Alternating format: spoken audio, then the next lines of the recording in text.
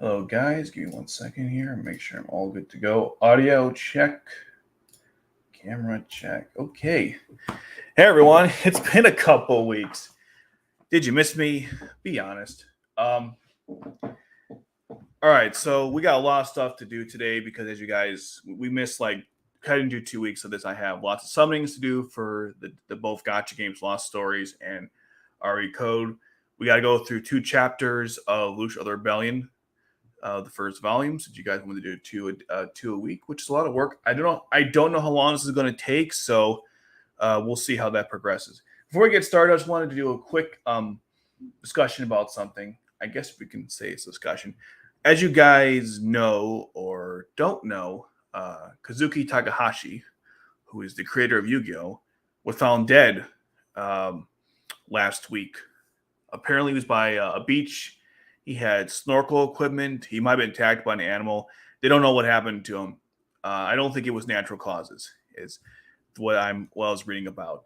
But anyways, in honor of him, I want to just briefly talk about what Yu-Gi-Oh meant to me. Again, I won't spend too much time on this. And at some point in the future, I want to do like a deeper story about it. You know how I did like my story about how I got into Code Geass and anime. Well, there's a whole thing about Yu-Gi-Oh I could discuss as well. But anyways, to make this short as possible, but also meaningful, Yu-Gi-Oh has been a part of my life since I was since childhood, and even to this day, I still play the card game. I still collect the cards. I don't play as much as I used to against real people because it's kind of hard now with my current situation, and it kind of got a little difficult after college because in college I had a bunch of people I used to play with all the time, and then since I've gotten to the work, become a regular contributing adult to society, it's been difficult to do so. But anyways, I've been playing Yu-Gi-Oh since I was a kid. My friend got me into the game. He made me buy, he made me buy the star deck, Kaiba and Yugi, and I have both of those cards to this day. The Dark Magician and the Blue Eyes White Dragon. Unfortunately, the sets were not first ed, so the cards are not worth much. They weren't worth much anyways because when I was a kid, I used to play the cards really hard, so they're kind of gross, and I think my little brother like colored them too, so they're worthless. But to me, someone wanted to buy them. But for me, I think they're great. And since that day, I've been playing, through middle school, high school, college. Yeah, in fact, college had a bit of a resurgence because in high school, nobody wanted to play. In fact, I was kind of ostracized for liking Yu-Gi-Oh and anime in general. I know nowadays people are openly anime fans and it's pretty much like, okay, that's cool, man. Hey, I like it too. But I was growing up, it was like, excuse me, what do you like? It was, man. I'm glad things are better, but they weren't so good when I was growing up. Anyway, so when I was in college, I met a bunch of people who like to play Yu-Gi-Oh. That was a huge deal. So that and it maybe now that I meet a lot of friends, but I connect to people of similar interests, and that's what the card game kind of did for me. It opened the door to a lot of people I never would have met. And then, of course, there's the TV show, which I've watched the original. I've watched GX. I've watched 5Ds, Arc V. I haven't seen Sevens. It doesn't look that interesting to me. I never watched Zexal. I heard bad things about it, so I decided to kind of go with the flow there and not watch that. But from all those shows, I really enjoyed them, especially obviously OG anime. GX was pretty good. 5D was excellent. Arc V, I really liked Arc V. The ending was a little weird to me, but Arc V was good too. And then with the original anime, there was people didn't like the Orichalcos arc. I thought that was awesome. I mean, Kaiba dueled against Alistair on top of a plane, and I thought that was so cool back in the day. In fact, I was so obsessed with that particular arc.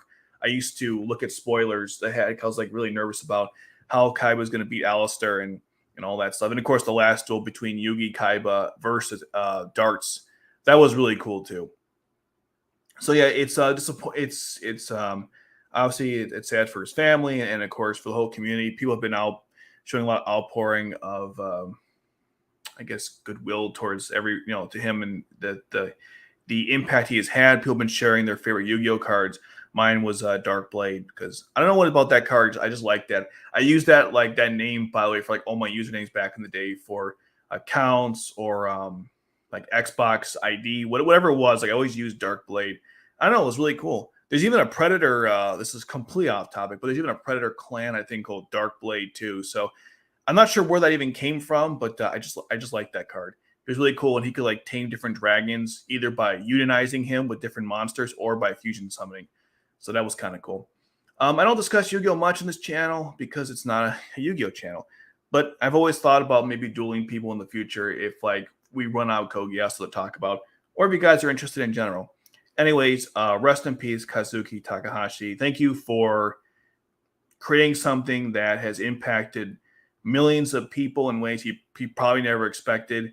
And, you know, I'm sure you guys have heard people's stories, the same thing of just how it united so many people.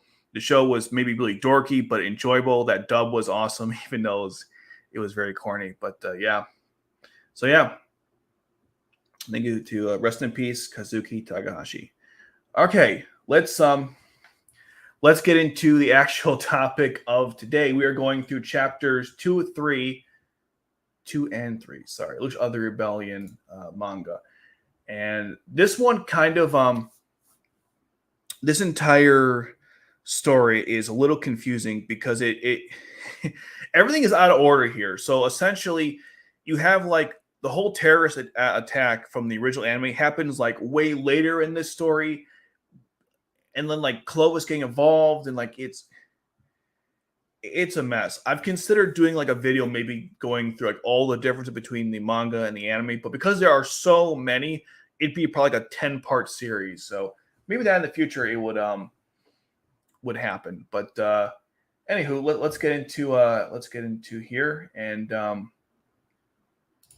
right. So in case you guys don't remember, the previous chapter ended where Lelouch used his Geass power against the Royal Guard who went after him, and C2 obviously made a contract with him. That's how the first chapter ends. Here's how the second one begins. Lelouch is basically commenting how he killed everyone with the power, and he's like, "Ooh, this is interesting." Now, what I like about this manga and this chapter and the subsequent ones we're gonna go over is that they spend more time on the little things that the original anime did not. And when I say little things, for example, in this scene here, Lelouch is a little like disturbed the fact that he killed people with the Geass power, and I kind of like that. Because in the original one, he just simply said, you know, oh, I was sick of a world I couldn't change, and now I got this power, and you know, now then. But like, it didn't really like he has like a facial expression he makes when he killed everyone with the Geass power, but here he actually like really thinks about it, and I kind of like that a little better. Again, there's a lot of scenes in this, or a lot of pages in this. I keep saying scenes because I'm thinking of anime, but there's a lot of pages in the manga where you see Lelouch like just spending more time about certain things, which I wish the original anime did. Not that it ruins the original anime, it just adds a little more, I don't know, character development to him, to Lelouch, or just even more. It makes us think a better person. I feel like in this manga, he seems like a better person. But then again, I don't know. It's just one man's opinion, I suppose. Anyhow, so in this page here, if you notice, these people from the media come to talk to him because, again, just to recap from the previous chapter, Clovis hasn't ordered the destruction of the ghetto. There's no operation happening right now. Basically, Lelouch happened to find C2 because a plane crashed and he followed it. That's really it. And the Royal Guard was sent in to recover it, and he got there first. And so that's why they attacked him and things like that. But there's no operation going on.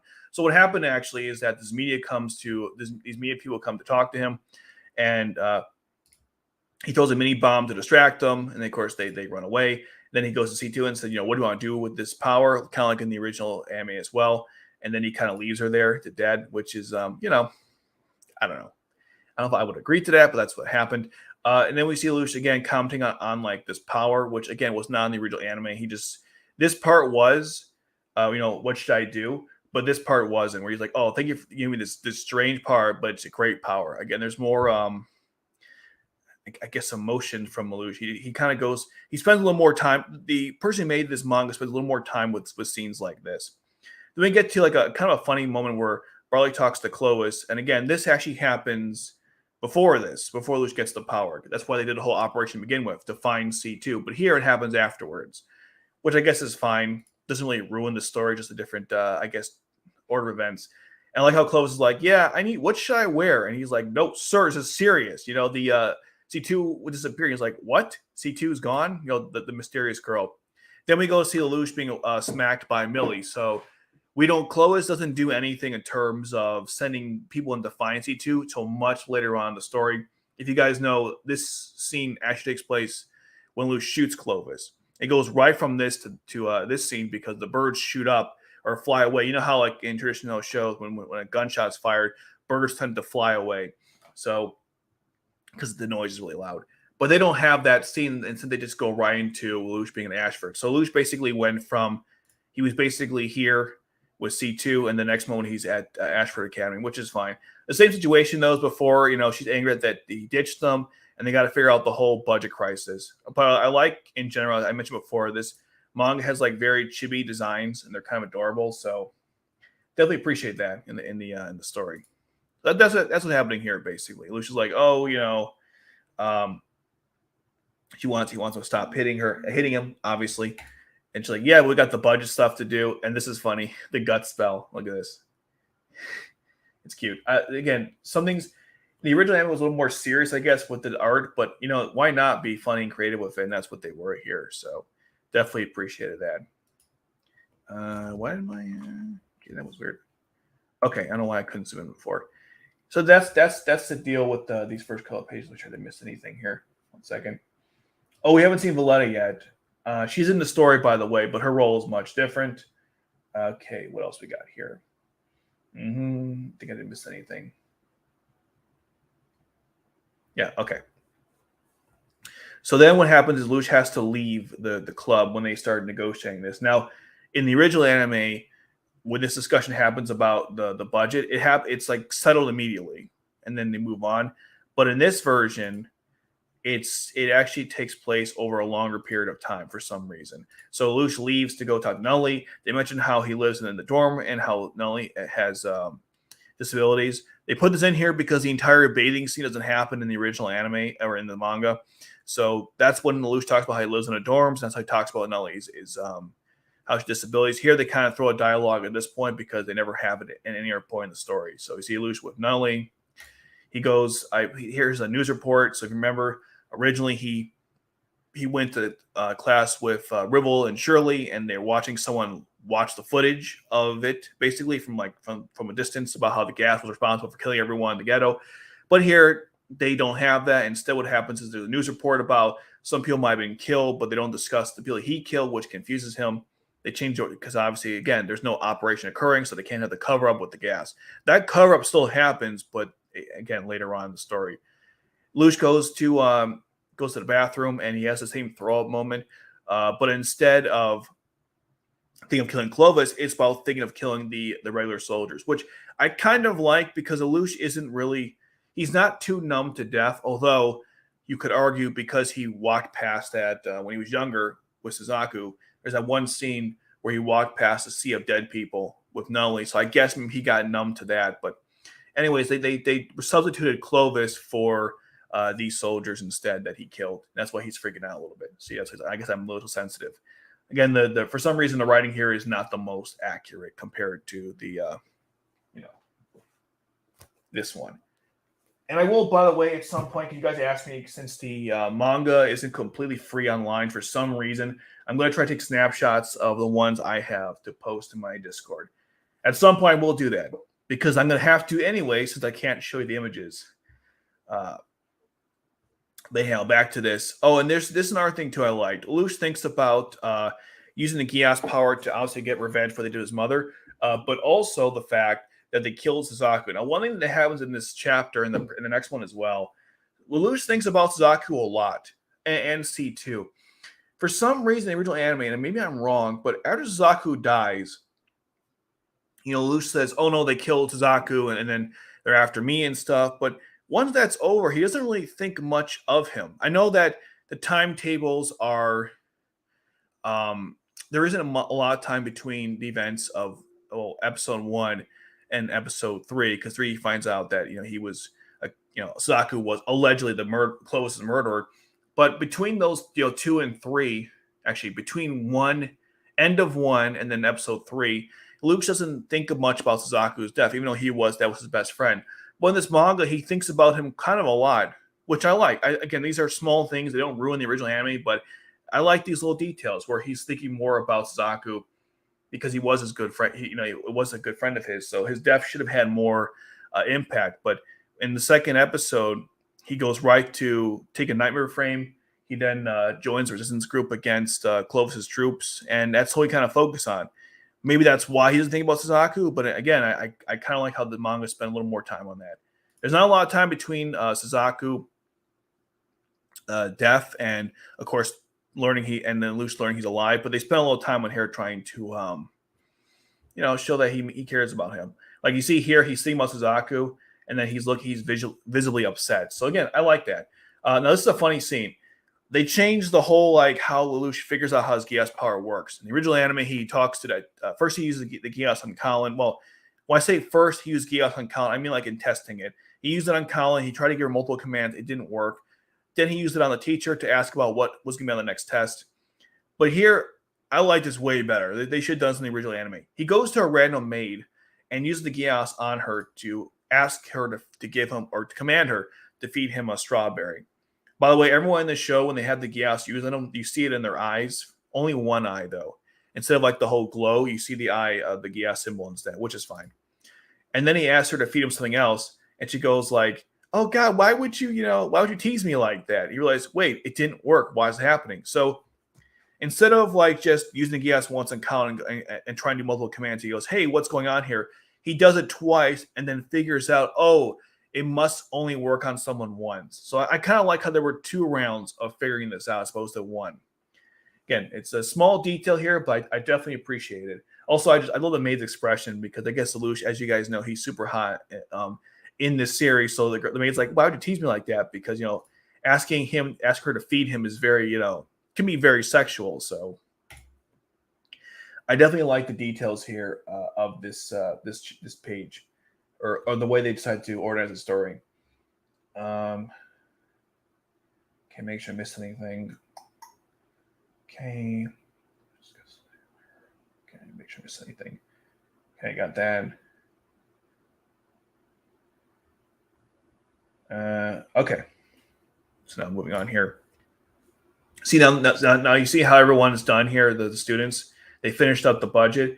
Remember in the original series, they were done like right after that meeting. And they mentioned how Lelouch ran off again to be with Nully. So Lelouch goes from taking care of Nully, looking at the reports, then using his Geass and then going to the bathroom to throw up, and then using his Geass on this girl, a maid, to feed him food. So again, they changed a little bit. Doesn't really affect the story too much, but they changed it over there. Again, I love the chibi stuff. It's great.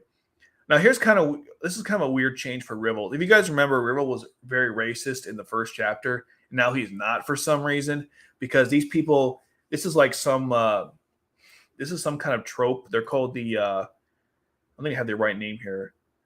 Student self-defense force. Well, according to the manga, they are called the self-governing trope. Anyways, they're a very I guess they're a very what's the term I guess I want to use? Well, anyways, they're very patriotic Britannians, and they're very racist towards Japanese people. And they're being really racist towards this guy. And Rivel's like, these people are awful, and they're making the school a worse place, even though it's the same guy who was told the 11s to stop what they're doing. So he basically changed his tune, his tune in one chapter. I guess because Suzaku saved him, and so he's like, oh, I guess the 11s are not all that bad. I don't know. Rivel is really strange. His motivations in this story are really weird. Good thing he's not that important to the story, but random observation. Anyhow, Colin wants to help out, but she has to play the feeble character, so she just kind of goes with her friends. They're like, "You want to go? Are you okay? Can you walk?" And she's, we know that Colin could do more than just walk, but she has to play this role. They were saying, hey, if Suzaku was here, he could have stopped it. Again, Lelouch thinks about Suzaku. More details, I mentioned before, how he thinks about more often in this than he did in that little time period. Then Lelouch uses Geass on him to tell him to leave, and it works, of course. And they're like, huh? How'd that happen? But, it was a good scene. Excuse me. Now, one thing he mentions here, I like this note, how he said he used the power a little recklessly, which is good because he's realizing that it might have limitations. So I think it's a good observation on his part to do that. I don't know if he was that self-aware early on with the Geass power, but he is here. Again, it's pretty good character development. Yeah, see here, the pardon disappear. Seems like I have to continue to learn more about it. So one thing they spend more time in this show than the original is that he's actually trying to figure out more and more how it works. In the original anime, he just kind of tells C2 in episode 5, like, okay, it can do this, it has this limits, that. And so he basically implied through that conversation that he went out to experiment. Here they spend more time actually showing how it works as opposed to just telling us, which is good. I like show over tell. But I also understand if you're crunched for time, you could, it's okay to do that. But if you got your time, why not? So then he goes to see talk to Nully, and I believe in the original series, I believe this is around the same the same circumstances of when he goes to see her. One note, I think they did this whole situation of telling the guy to leave. You remember how in I think it was stage 9, he tells the people attacking a hot dog, the guy sung the 11's. Okay, the 11 who was a hot dog guy, a bunch of Britannians were beating him up, and he told them to leave with the Geass power. I think they were replicating the same thing in this scene. They do that a lot in this manga for some reason. Okay. It was done originally. Oh yeah, so when he went back to Psycho Nully, it was right after he used Geass on Colin, and here it happens before. So basically, he used Geass on Colin. He had to go set up for class. Then after class, he went to go see Nully. And here, he hasn't used Geass yet on Colin, and he's just talking to Nully. Because again, Colin's that whole terrorist attack has not happened yet in the story. We're going through a lot of Ashford stuff, but we haven't got that first initial attack. So again, that's the decision they went to with the story. They discussed the whole crane thing. She asked him what your wish was. This is a really cute picture right here. A lot of cute art between Lelouch and Nully. And I think he shows more affection towards her in this manga than he does in the anime. And to C2 as well, which we'll get to later on in the story. But yeah, same thing. When you wish for it, he goes like, what do you wish for? She wants to see one day, and they make a promise. He discussed also, again, like he said in the original anime, how if they can't live it forever, there'll be political tools. Lelouch thought that Rivel and Millie would abandon them. I don't think that's true or not. So he wants to make a world where they can live together, which is, that's his plan for the original anime as well. The same little promise they make, which is cute. And then we see Lelouch just, now what's interesting here is that he's thinking about how he's going to stop Britannia, and he has no means to do so. I mean, he has the Geass power, but he's like, I need pawns. I need people to help me out. And now in the original series, he already met Ogi's team. So I guess he figured he could work with them or other terrorist groups that were active in Japan. But here he's like, he hasn't even been on the front lines yet, besides that one thing with C2. But again, it wasn't the same circumstance as the original anime. So he's like, oh God, what am I going to do? I need like chess pieces or pawns. Then we get to the terrorist attack. Now, I have mixed feelings about this entire setup because in the original anime, it was a big war effort. I mean, they took gas, they had a glass skull, they actually had a legitimate chance to do some damage. Here they go and destroy a statue for Clovis in the Ashford Academy. I don't know, it's very weird. It's a small little group. I mean, these people couldn't cause any damage in the long run. But oddly enough, when later on Clovis decides to destroy the city or the ghetto, it's kind of weird, the wordage. But when he tries to like actually look for C2, they're holding their own against Britannia military. So it's like, is that a different faction than this one? Because then Colin, of course, was part of that faction. So it's the scaling in this story is a little weird because there's no nightmare frame. So they have to find creative ways to compensate for it. And I don't know. I wasn't a big fan of like the actual scheme to go and destroy Clovis's statue. It's convenient for writing purposes because Lelouch happens to live with the dorms, so he can meet with Colin and get her on his side and all that stuff. But from I don't know, it's kind of weird. We went from like stealing gas and causing potentially causing destruction on a massive scale to vandalizing a statue. I don't know. I'm not a big fan of it, but that's the direction it chose to go here. So we see Colin and, of course, her group of people. And she's leading this, by the way. I'm not sure if Ogi's in the manga. I forgot. But she's leading the whole group. There's no, like, Ogi or Minami, Tamaki, Naomi, Kento, Yoshida. It's just her right now. She's leading the whole group. They don't want a viceroy, so they're vandalizing and destroying it. And, of course, Lucia's thinking, I think I know her or something, which is obviously he does. And what's interesting, he's confused because she's Britannian. Why would she fight against Britannia? He doesn't know she's a mixed breed at this point. So that's the way he's thinking there. Eventually, what happens is they get caught by that same jackass group from before. You stupid bunch of activists. And apparently, this guy has like a gun, so which he uses on him later on. And also, his dad's in the military, so that's why he thinks he's tough, hot shit.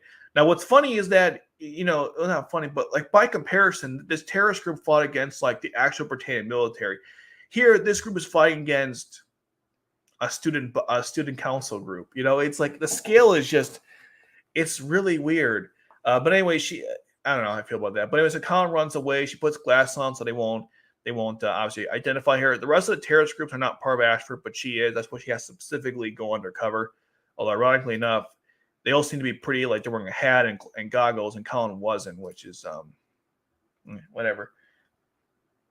Anyhow, so they run away from this group, and eventually she throws a smoke bomb so they can get away. I believe she also mentioned about her philosophy on life. The idea that only the winners decide things, and the losers suck, and that's not actually what she said. Like the outcome is determined by the victors.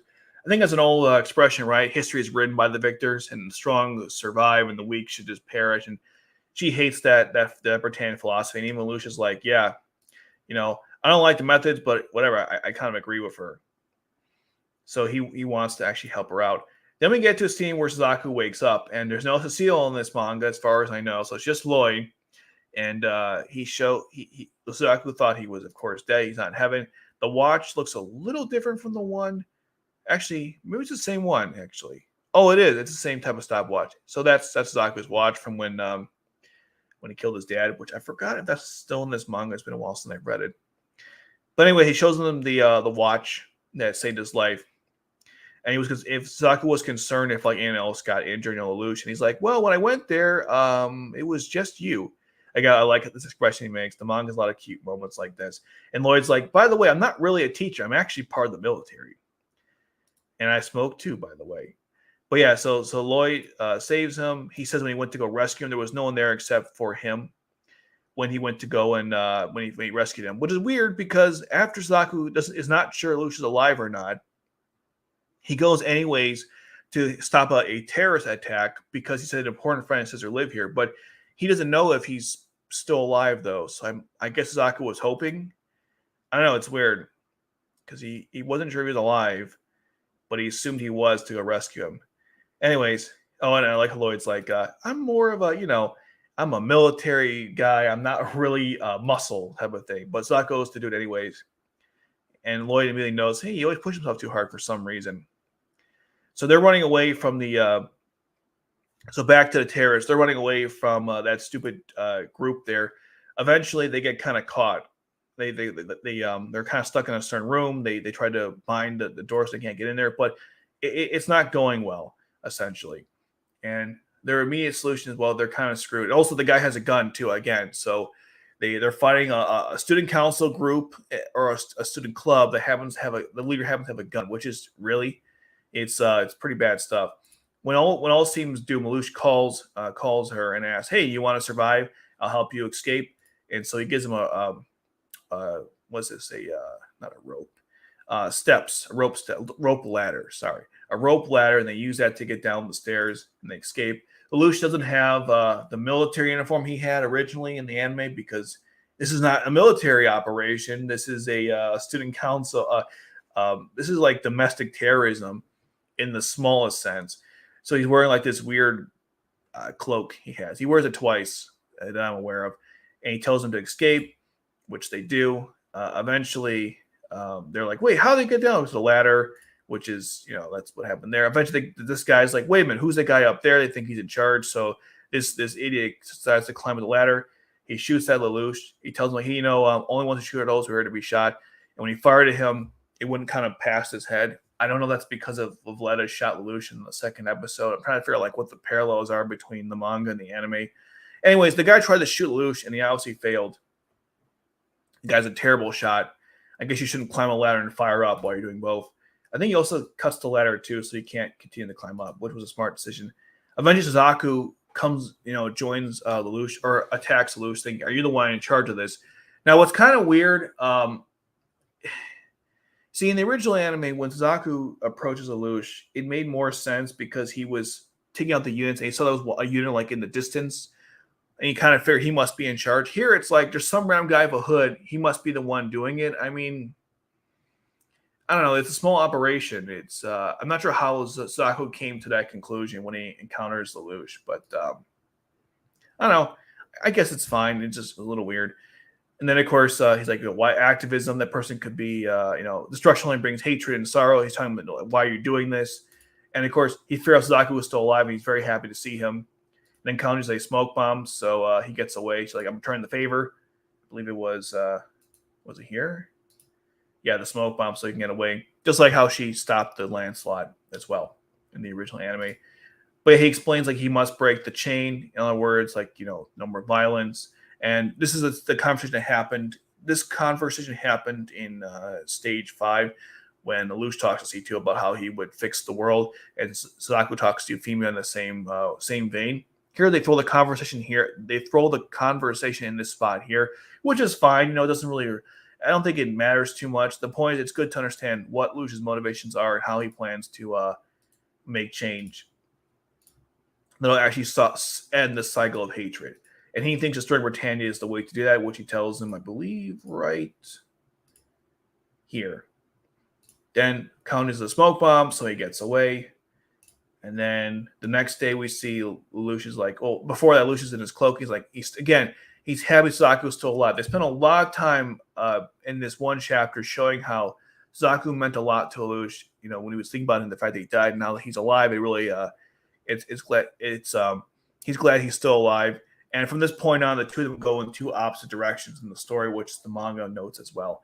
And Colin looks like she's feeble as usual because she has to, keep kayfabe. I believe. Oh yeah, so they tell her like, "Hey, there was an event yesterday." She goes, "Oh really? Yeah, but you weren't you don't live in the dorm, so you wouldn't know." She's like, "Oh, that must have been awful." And then Suzaku and Lelouch meet up. It's really cute, and he's saying like, "Oh, why are you crying?" And he's like, "Shut up," because they're really good friends. And glad you're still alive. And he said here, we start to walk towards different paths. So that's how the chapter ends. I really like it. There's some weird differences in the storytelling, but overall, I thought it was fine. Let me just make sure I didn't miss any of my notes really quick. And I'll read some comments. Okay. Mm-hmm. I don't think I missed anything, but occasionally I put random stuff in there.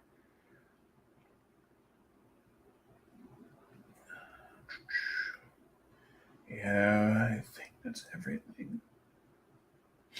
Mm-hmm.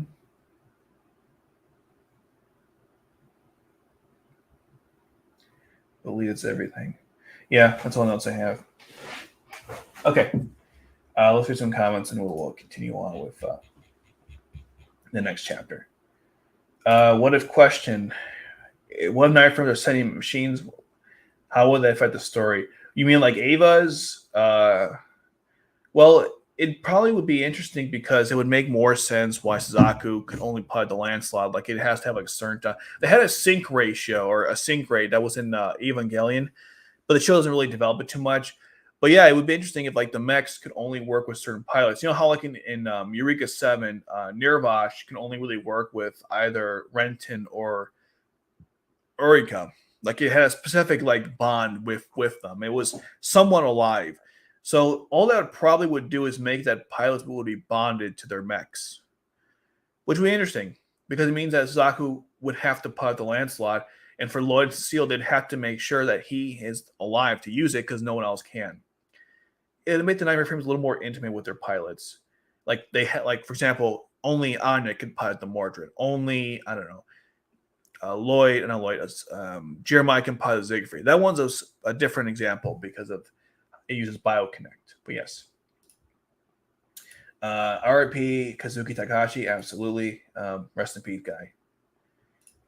Okay, poor guy went to the Shadow Realm like that. I know. It's awful. It might have been some kind of a shark attack. I don't know. It was terrible.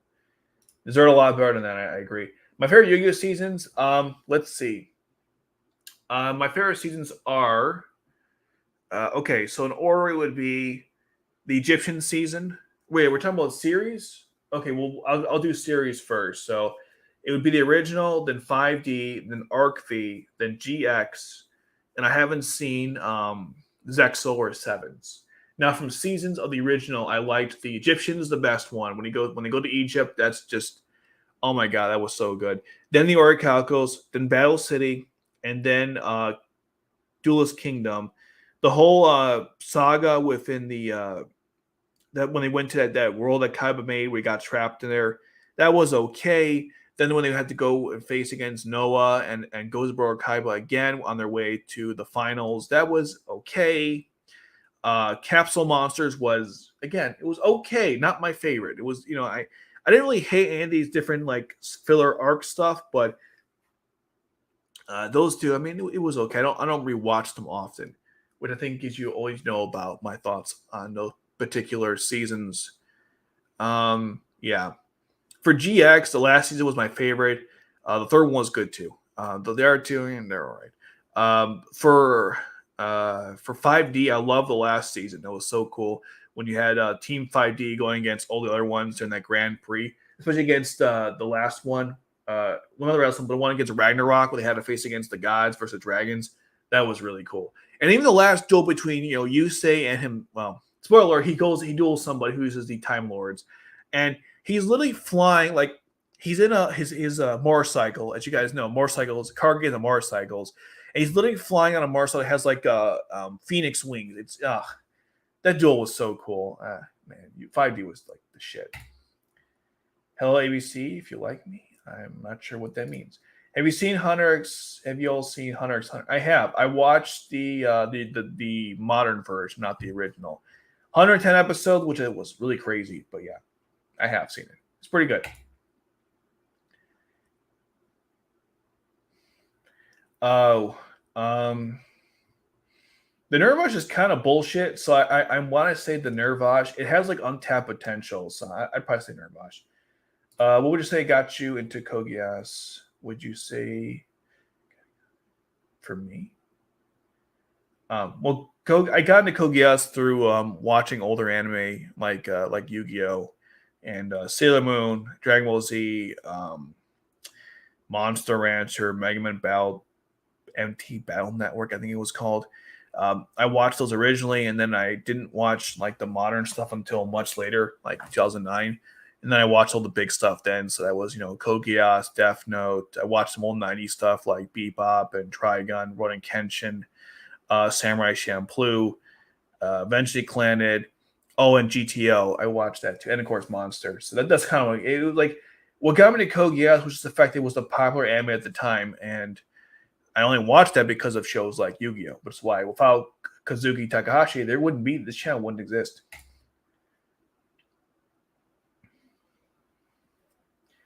Oh, that's cool. When we get to it, we'll get to it. I will probably get to it at some point.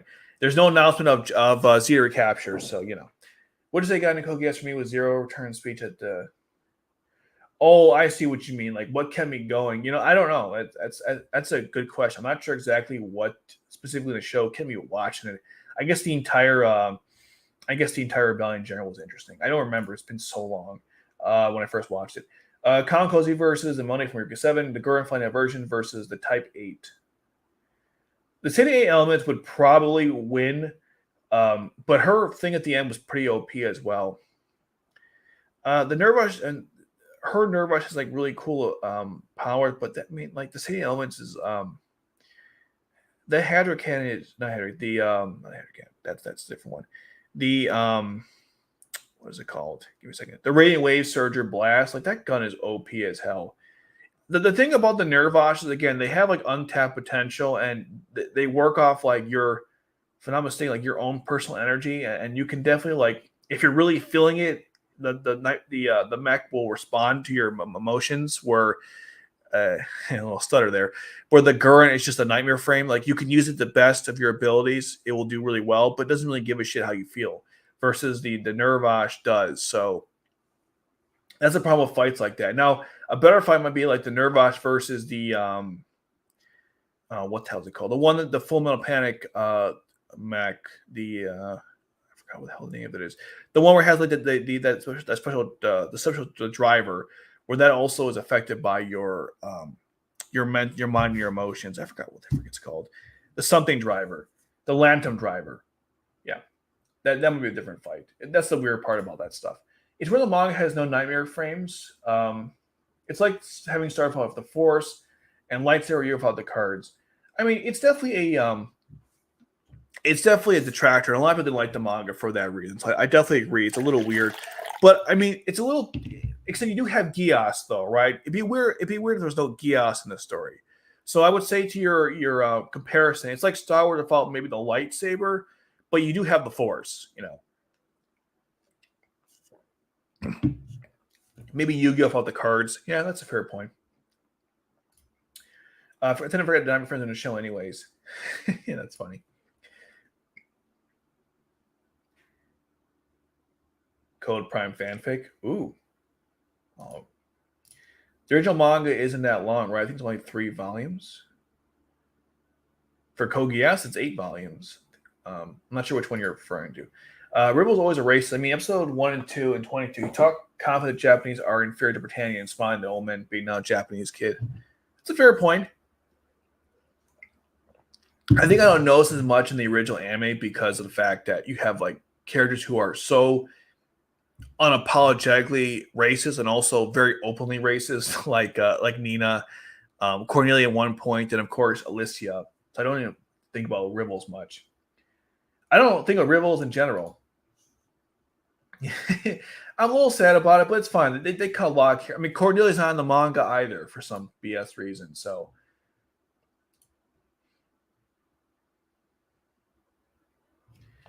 I guess. I mean, I think both. I think both are valid forms to get a group together. I mean, he does recruit Colin at some point. It's not like he didn't like completely start from scratch. I do not. It is depressing. It's already a fail.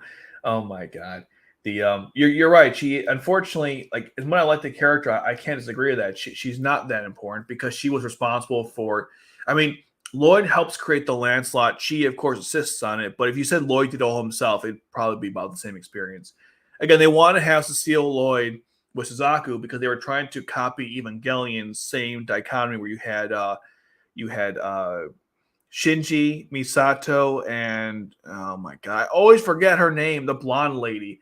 They want to have that same dichotomy where you have like the hot, busty purple hair girl who's older than the guy who's a pilot, who cares a lot about him, takes care of like his actual emotional states, and also makes sure he's happy and feeds him, not like a dog, but like he takes good care of him, worries about the mental health. Versus the doctor like Lloyd or I forgot her name, Akatsuki, whatever her name is. That's not it. Ikagi? What am I going to guess? Anyhow, what I was saying was you have Lloyd and the blonde hair girl who are basically they're more they only care really about the person being able to pilot correctly and we must finish the mission, that sort of thing. So they want to have that same like dichotomy with the characters. I assume that's why Cecile was made in the show. And Lloyd as well, for that matter. Versus question: Holy Britannia Empire versus RDA, Research Development Administration from the Avatar film. Definitely Holy Britannia Empire. That facility, the RDA, is pretty powerful, but they don't have anything that shoots. They don't have Hadra cannons or anything of that sort, so they're definitely behind. They have cool ships, but they would not win. Absolutely not. Yeah, it was a cool. I agree. It looks cool, but it was, again, it's kind of weird. I like really how R1 for gave Lucian Zaku their supporting cast. It didn't direct much. Made it feel larger. I really liked R1 for how it gave Lelouch and Zaku. Their supporting cast that didn't interact much. Made it feel larger. Okay, I think I understood what you wrote there. Lelouch literally like Dash since they both wore cloaks. That's a good observation. I like how the manga has some Lelouch XTs. I mean, I guess they like each other. They're good friends. That's for sure. Probably if they read the manga.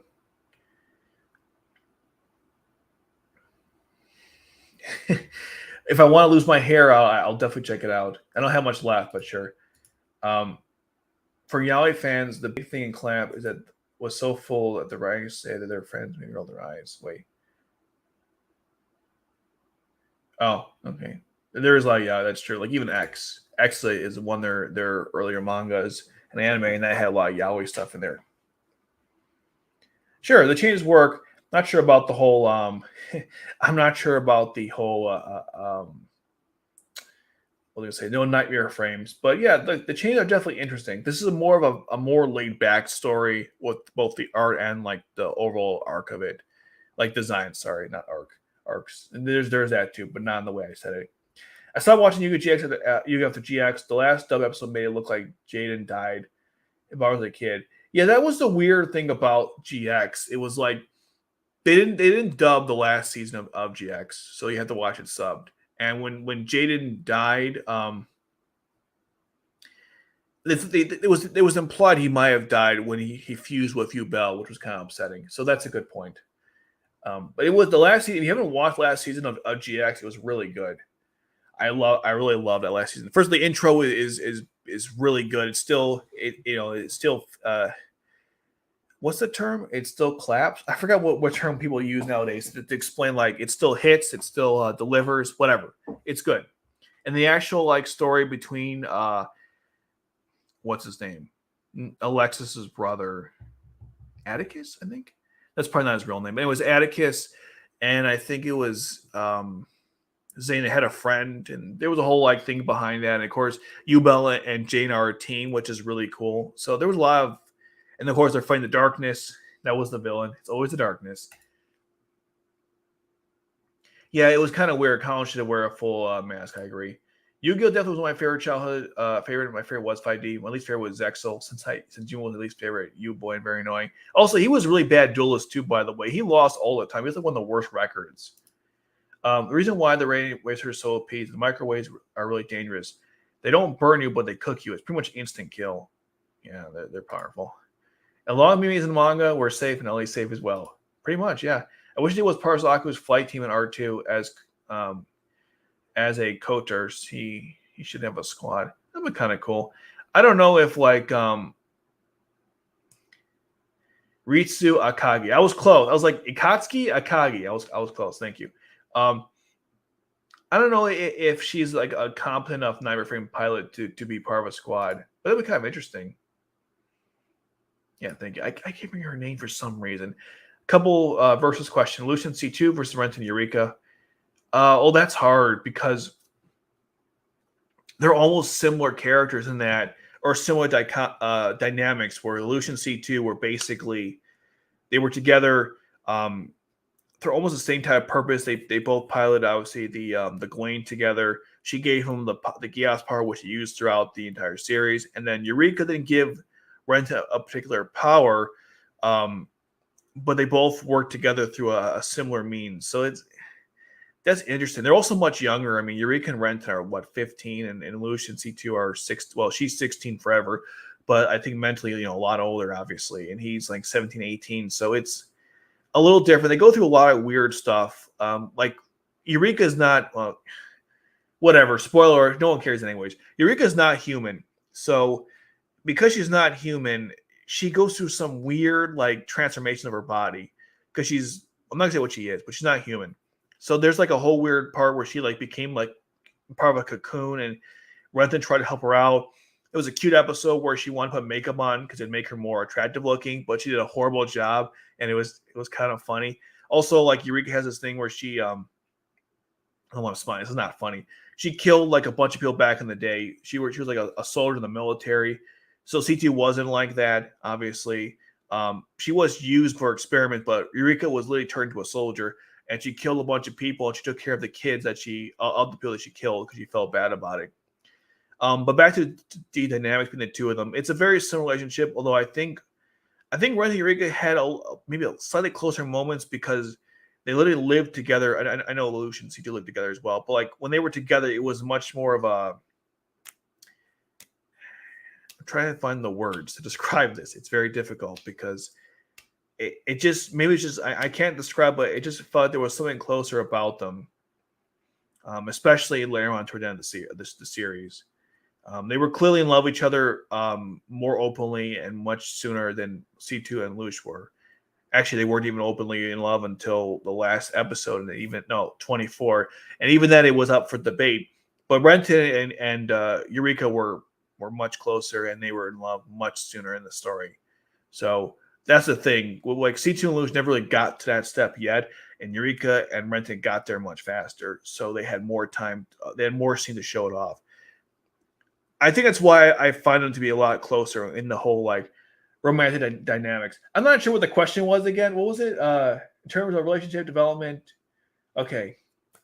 So overall, I think Renton and Eureka was a little better just because the show had the balls to actually make them a couple, whereas Lelouch and C2 was like, come on, guys, we really need an extra film for this. Just make it official or don't make it official. They were like, they kept playing games. That's the thing. Where Eureka 7 was like, no, they're in love. It's fine. We'll make it a thing.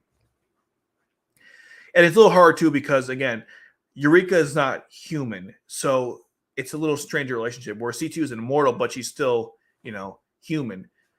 There's a lot of weirdness that went on with that. Again, I don't want to go and spoil yourself Eureka 7, but man, I love that anime. If you haven't watched it, you really should. Some YouTuber named Shine Zero tried out playing Lost Stories.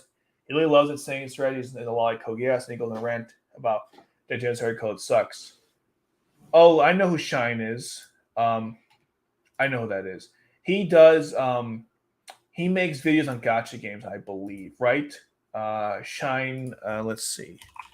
Lost Stories. Oh, here it is.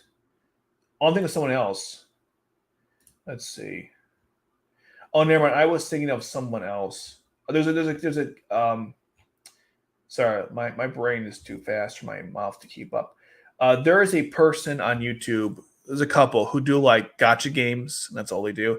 Someone called Shine S or something. I guess it's a different channel. I just looked at the video. It's someone else. He's basically you. We should collab then. Who's your favorite Yu-Gi-Oh babe? Oh my god. Now that is the question. Jesus. That's now you're like making me think. It's Alexis. There, it's done. Alexis, then Akiza, and well, actually, her name isn't Alexis. It's Asuka. Sorry, Asuka, Akiza, and then Taya. Asuka was always my favorite. I don't know it's because of like the look, or I don't know. She was really cool. Was she a great duelist? Absolutely not. And until arguably they made her someone competent. But in the original, her deck was ass. But she was, oh my god. Asuka was like, she was really attractive. I never liked Taya that much in general. I never liked her that much. And then, of course, you have Akiza, who I absolutely love Akiza's character. It's like it's always hard to choose between Akiza and Asuka, but I tend to go with Asuka. And then in Arc V, like all the girls are underage, so I don't, even care. But when they combine, they become like an adult woman, because Arc V, because you guys don't know the story, there's a synchro, a fusion, pendulum, and XYZ dimensions. They'll get split up for some reason. I'm not gonna tell you why.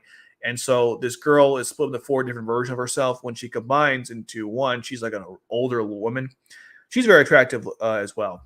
But no, it's Asuka. Always been Asuka. And also, I'm sad the fact that between Asuka and Jaden, they never really like made it official. It was like, basically, but not really. At least with Akiza and Yusei also was like maybe, but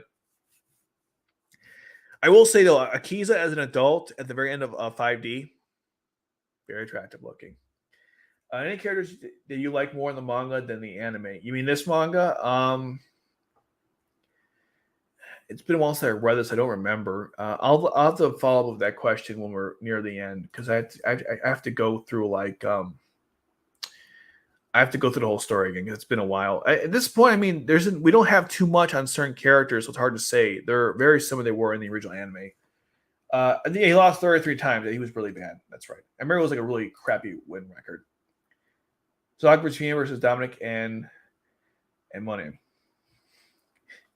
That's a strange one because Anemone didn't like Dominic at all, even though he cared a lot about her.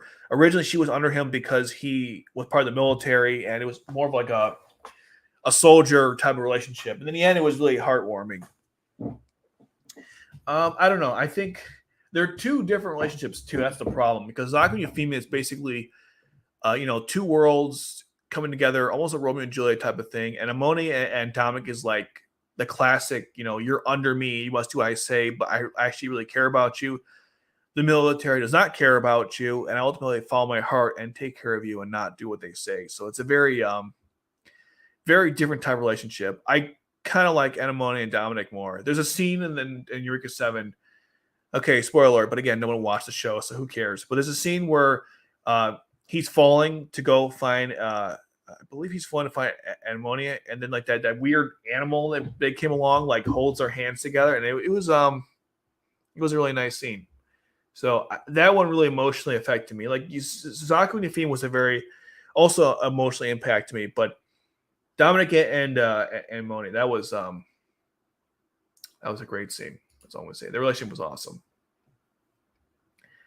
I think so. It definitely Schneider was involved in this. I believe Charles is as well. Or how about just an OVA where they have the relationships like officially canon? You know how like in Clannad they had like different versions of potential matches with Tomoya. They could have done the same thing in Code Geass. I would have really appreciated that.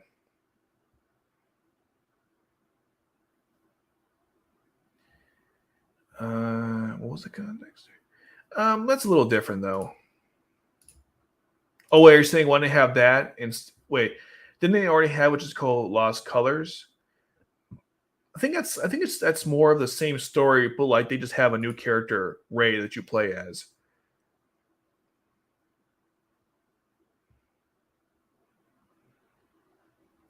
Well, similar to what the deal with Taya in the VR episodes.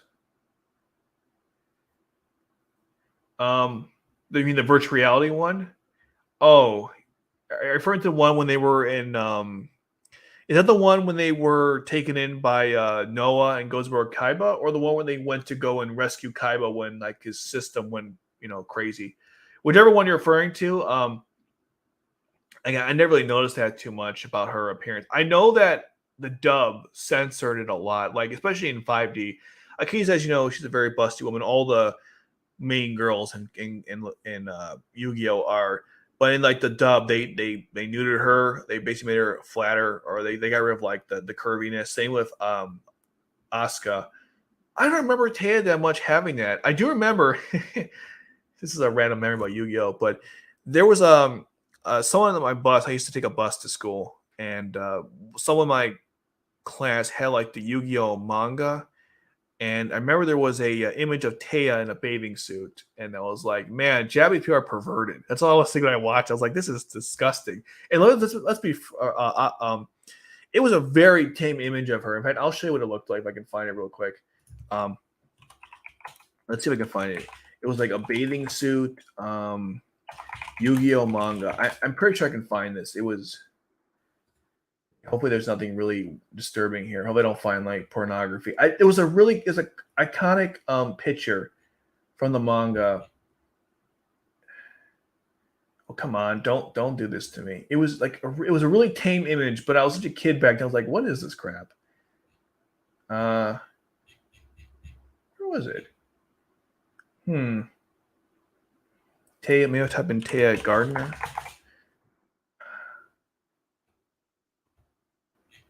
Oh my god, where was it? It was they went to like they went to a park. They went to a not a park, what wasn't a park, but it was one for a water park. That's it. And she was dressed in a certain way. Really? I typed her name in manga and I get anime pictures. Are you serious? Come on. Wow. That's so lame. There was this famous picture of her in the manga, and I don't know why I can't find it. All right, give me 1 minute here, and then we'll move on. So frustrating. She was in the manga, and then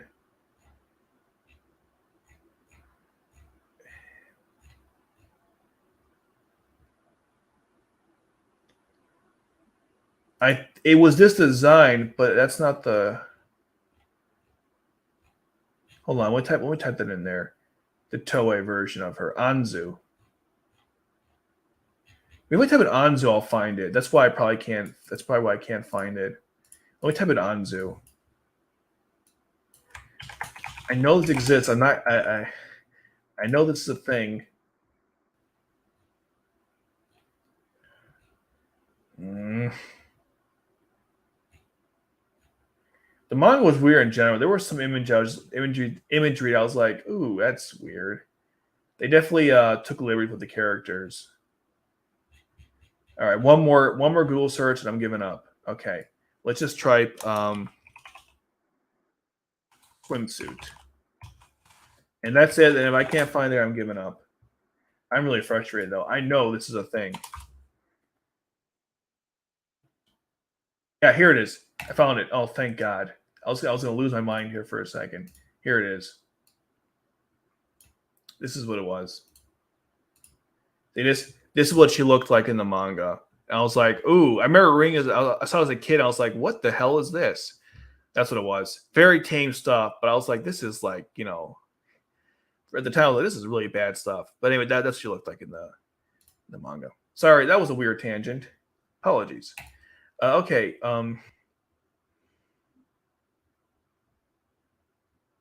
Interesting. I haven't played the game, so I don't know for sure.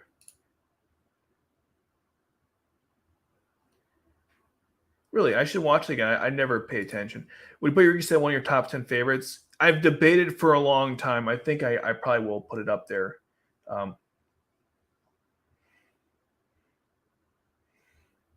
Um, it was definitely up there. It probably it was really good. It impacted me a lot, which most shows nowadays just don't.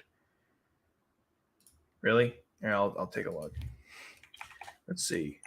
Misty, Pokemon, manga, swimsuit. Favorite spell. I wouldn't know what I'm even looking for. So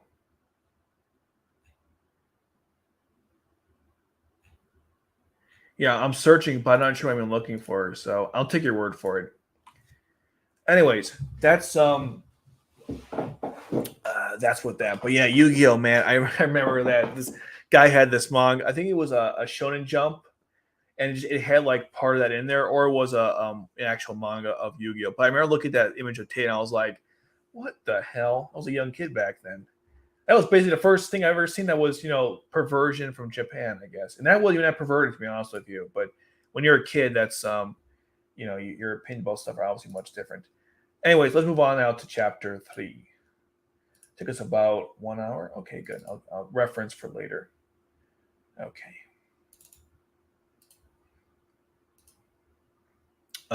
Oops. I want it open in image class, not in the standard. Let's try that again. Okay. Also, I gotta reset my soak for Genesale Kodo or Genesale Kodo. All right, this is how it starts, by the way. So if you see here, you see Clovis and how he's saying, "Have you found her yet?" So this is where they start the operation to go rescue C2. Again, the original anime, this happened way before, but here they're like, "We're doing it right now." And even the terrorist attack was related to this sort of. And in this manga, the terrorist attack has nothing to do with Clovis or going after like the C2 or it was the gas that contained C2. In this manga, they're like two separate things, which is fine. Again, they changed it up a little bit. They can't find her, and Chloe's like, just destroy everything if you have to, which is not the best approach, but that's, Chloe is not that smart, so that's, of course, what he decided to do. Oh, side note, it shows C2 on top of this pole. I assume that's symbolic, but anyways. All right, so now the soldiers are looking for C2, and a lot of casualties to their troops, and so they're not happy about it. But he's like, I don't care. He'll destroy everything because, like before, Chloe is like, hey, if they find out I was experimenting on her, I'll lose my place in the royal family, my lines of succession. So Clovis is again the same issues he had before. I mean, it's been repeated here, his stupidity. I like this part here. Looks like he's reading newspapers, and she's like, "You should read newspapers too." And Rivel's like, "They give me headaches." I'm like, "Yeah, because you're a moron, Rivel." Cute animation though. Again, I like the drawings here. So now eventually they report that what happened to everyone was through gas and not through his actions. So they finally decided to explain what happened there. Kind of like how, if you remember in the Shinjuku Ghetto, when they had the news report, it was gas, not through the military's operations. It was part of the cover up. And of course, he's still thinking about that girl. Again, I mentioned before, Lelouch actually thinks about these people like way after. Where in the anime, it's like, yeah, a little couple seconds about them, they moved on. Here, it's like, yeah, about C2. She gave me that power. What'd she want again? I really appreciate that. I wish the original anime had more scenes where Lelouch thinks about the people that are no longer in his life because they actually mattered to him. Again, they kind of die. He gives them like a couple seconds and he moves on, because he has to, I suppose. This is a great scene. And I'll tell you why. Or this is a great page. Because the military is some operations going on. They want to take out all the resistance groups. And you see Rivel and Shirley are just laughing like idiots. Because Clovis is angry that they must have destroyed the statue. And they think this is funny and a joke. And the reason why I like this page a lot is because it really demonstrates the whole dichotomy between the Japanese struggles and the average Britannians who live in Japan, where it's like they think this whole thing's a joke and some kind of, they don't take it too seriously. But in the ghetto right now, there's literally a whole battle between the two sides. Like people are being killed left and right. That's what Clovis said here. There's lots of people being killed in the way of this search. And they're just laughing it up. I think the whole thing's a joke because they're so out of touch with reality, as all Britannians are. It's a good dichotomy scene. It's kind of like in Stage 8 when the train is going. We see Millie, Nina, and Shirley, they're traveling in the train to go to the settlement. I think it's the ghetto, or outside the settlement to the ghetto. And they're like, they're in this nice, beautiful train and they're all having a good time. Meanwhile, they just rode over the ghetto area and everyone's like suffering. It's the same thing there. These people have no idea what's really going on outside of their own bubble. So it's a good page. I actually like that.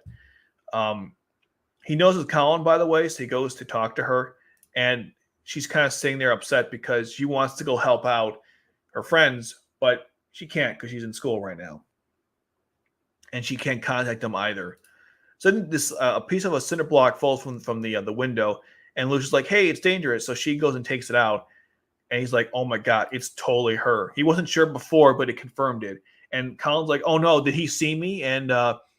And that's how he knew it was her from the previous night. I kind of like this better than the whole bee thing because this actually shows that she has legitimate physical ability. Although, yeah, because she killed the bee and she was eating her food very vigorously. I guess that might have given herself away. But here, she literally kicked down a piece of concrete. So, yeah, that gave it away that she was clearly the terrorist girl. Then Lelouch is Geass on her just like before. He asks her about different questions, like why she was doing this. She's Britannian. She actually half Japanese, which is why he's like, well, you're half. And then eventually, I like how he has this really funny expression. Did you want to say anything else to me? Because again, she was nervous that he might have seen her. He didn't tell her, hey, forget what happened. She's like, what? Go back to your classroom. And again, she's saying like, wait, how would you know that or something? And he's like, she wasn't obeying the command. So he figured out there was something wrong with it. And what's great about that is, like I mentioned before, in the previous chapter, he used it on the May twice, and that didn't work. Used it on Colin 3 times, that didn't work. So he figured out it can only be worked on one. It can only be used once on someone. So I like how they did that better in the manga. Also, Colin isn't interrupted by Shirley. Instead, her friends just tell her to go along with her, which made her really upset.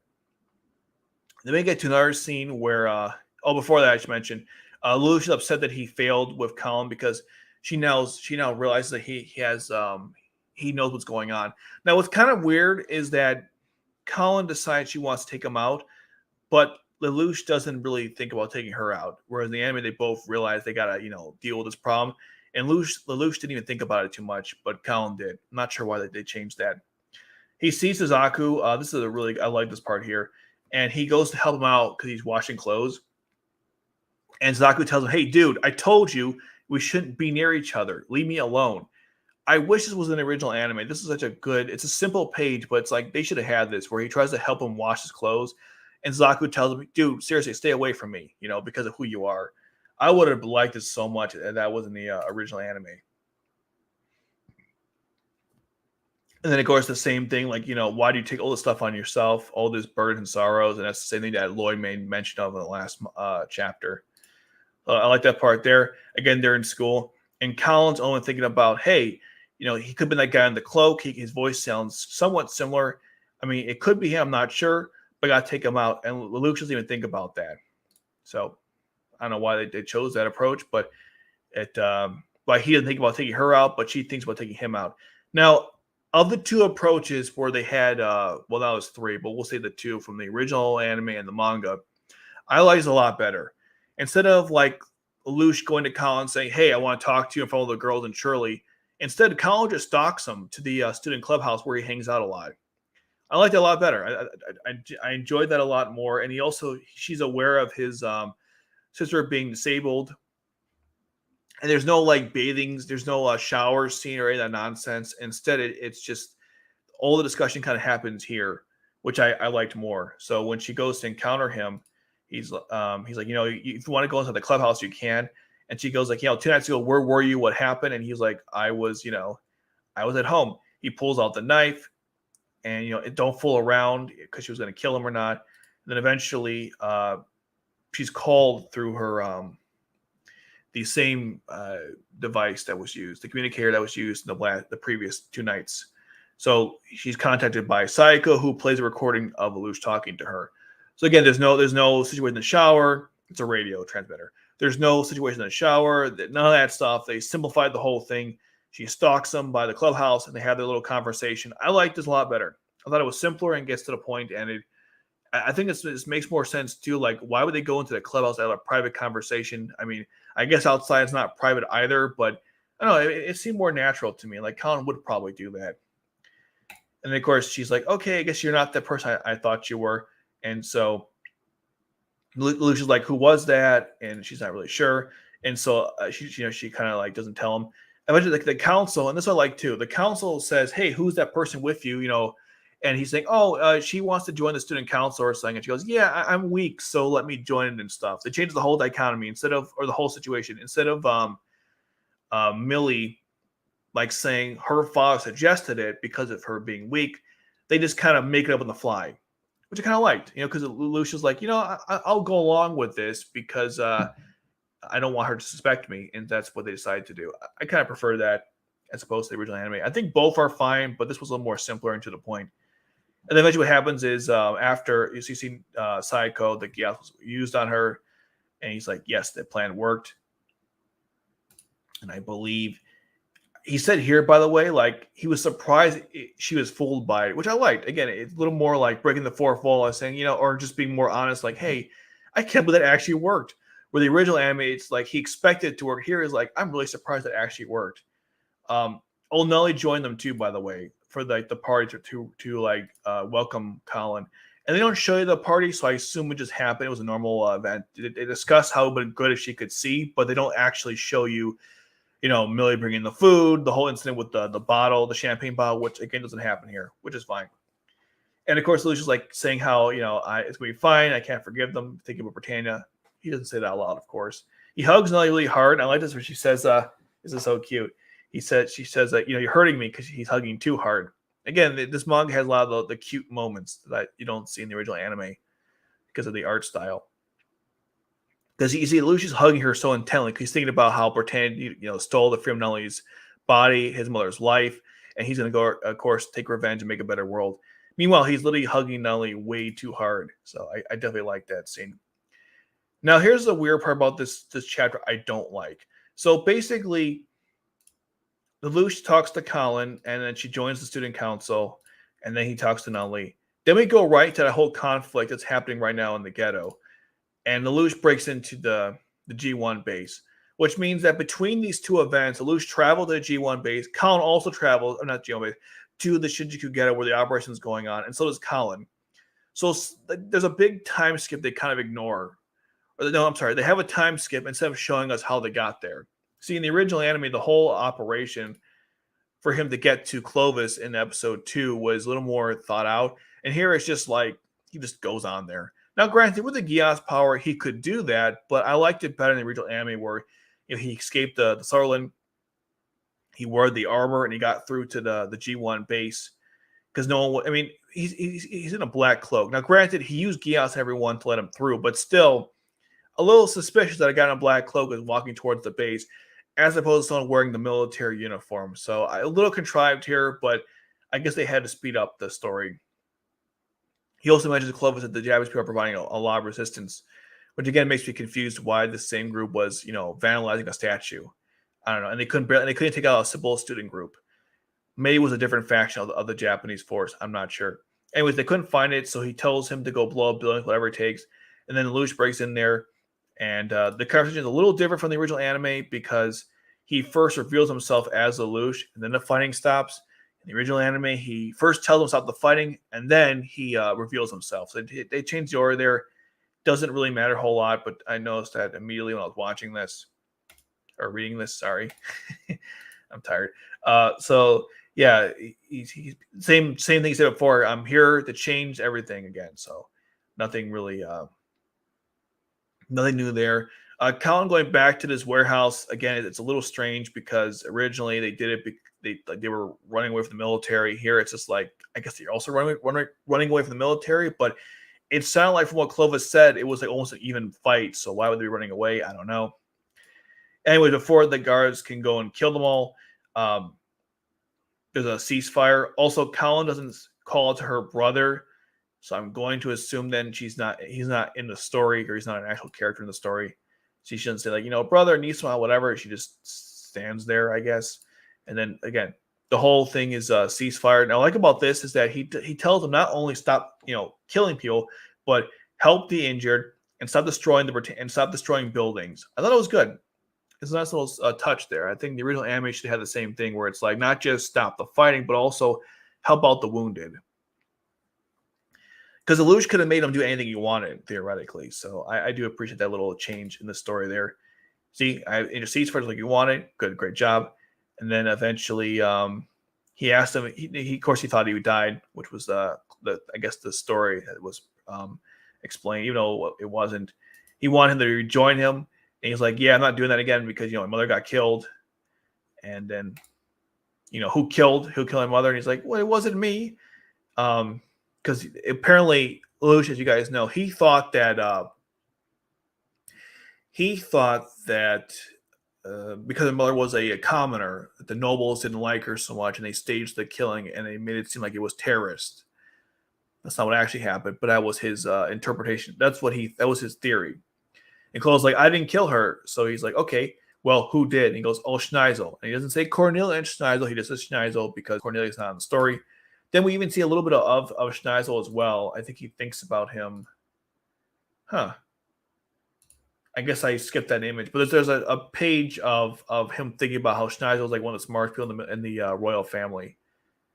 It looks like this. Give me a second. It looks like this. I'm not sure why it's not listed here. That's weird. Hold on. Well, I'll show you what I was talking about.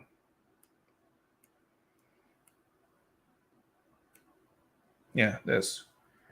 Oh, that's so weird. They changed the look at that.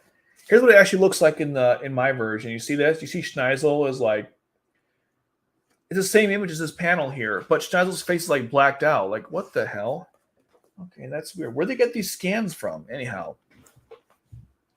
It wasn't me. I didn't do it. And Luke's like, I know that, but you killed innocent people, and we made this. And also, you can't change the world without getting your hands dirty. What I like about this is that he says you kill innocent people and then kills them. And what I like about this because he said that in stage 8. If you remember, Clovis killed lots of innocent people. That's why he had to die or something. And I'm paraphrasing. That's not exactly the exact word for word. Here he tells him that before he kills him face to face, which I think he should have done that in the original anime as well, because that's why he killed Clovis. It was twofold. One, he hates the royal family, and two, Clovis was a piece of crap, and so he was extracting vengeance. And there's a third reason too, because again, he believes that you can't change the world without getting your hands dirty. So I like that little extra nod, a line they had there. Oh, my bad. The line they had there where he tells him, you kill innocent people. So that's him showing, he's a knight for justice. Also, I forgot to mention Colin's going to the roof of the building because Lelouch called her on the radio telling her to do that. Oh, I forgot to mention it was good luck that she happened to be having it on her. Now, granted, she did because she wanted called by the resistance force, but still, it was good luck for Lelouch to have the radio for him to call her at that moment. Anyways, she goes up to the roof to meet up with Lelouch again in the original series, not again, but in the original series, he was supposed to be on a train. First, he went to Tokyo Tower. Then he went to the train. Her and all the Ogi again, the whole force. I'm not going to list their names, but here it's like they go onto the roof, and the roof, and he's like, what do you think of the two perspectives, the ghetto and the settlement? It's a little hard to see from the top of the roof of Asteroid Academy. If I'm not mistaken, I don't think you could see both in the same way as you could on the trains, but they decided to put that scene here. And of course, they changed this other part too, where so the way Lelouch proved his power was to rescue Suzaku, but here because Clovis just died and Suzaku wasn't named the killer yet, instead what the plan was, he throws her an item that belonged to Clovis and saying that he killed her, he killed him, as proof of his power. And eventually there's a whole news report that says that Clovis in fact died, so she believes him. Also, he tells her that terrorist attacks won't work. We have to take down the entire empire itself. Like, your terrorist attacks are a nuisance. We got to do actual real work here. And again, Colin's like, it's easy for you to say that, but how can you do that? Who are you? And he's like, well, I killed Clovis. And she's like, oh my God, you really did. And then he says, he reveals himself to be Zero, which is a really cool scene. And he wants her to join him. This is kind of cute. Shoei's like, why they always put this is kind of late to show this report or not report announcement, but Prince Close has been killed, and of course Lelouch did that again. It reveals himself to be Zero, and asks Colin to join him. It's pretty cool. C2's first appearance. She's on the roof apparently of the asteroid as well, saying, "Oh, things are getting exciting." And so that's how the chapter. That's how the volume ends with Lelouch becoming Zero. Before I read the comments, let me just make sure I didn't miss anything, because a lot of stuff happened here. I think Charles is the main villain because he's referenced in the very first chapter. Okay. Let's see. Yep. Okay, nothing new there. Mm-hmm.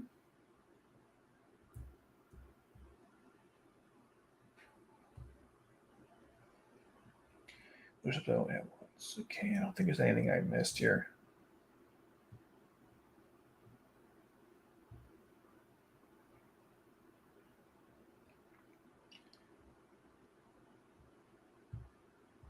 I think that's everything. Mm-hmm.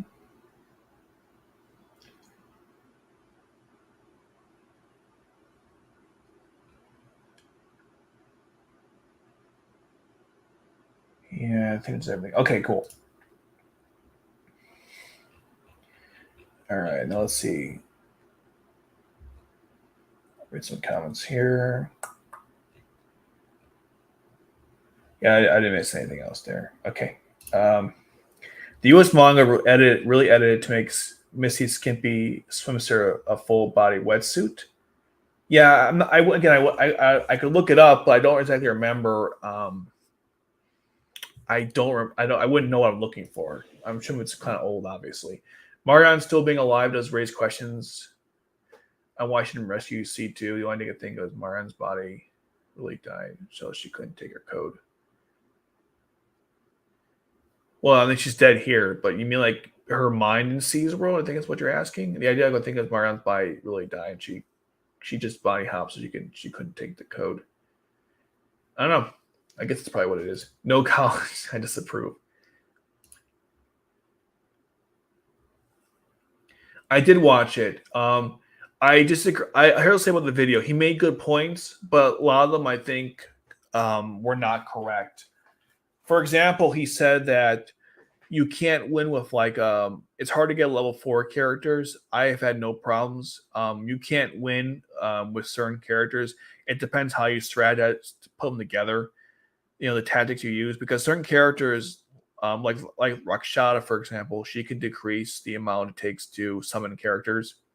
So it depends on how you put your units together. Also, some units are naturally not good for certain situations. Like he had, I think, Lloyd. Really, he had Lloyd and using a nightmare frame for attacking purposes, but Lloyd's a support unit, so he wouldn't be useful in that situation. The loading issues I agree with definitely are problematic. What else did he say that I kind of agreed with? I guess the stamina is not good either. He also, that's right. He said the English isn't present in the game as much as he'd like, but it's a Japanese game, so what are you expecting? I agree it should be all sub or no sub. What I'm confused about Lost Stories, why any of it has English in it. But that's a whole other thing in general. It was a good video. I don't agree with everything he said. But he made good points either way.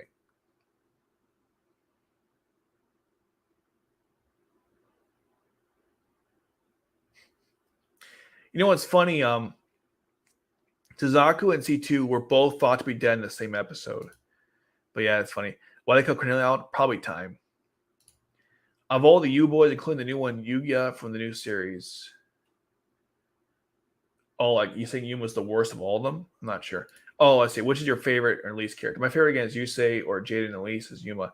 I've only seen. I have not watched Sevens or Zexel, but if I had to put in, but we'll do it anyways.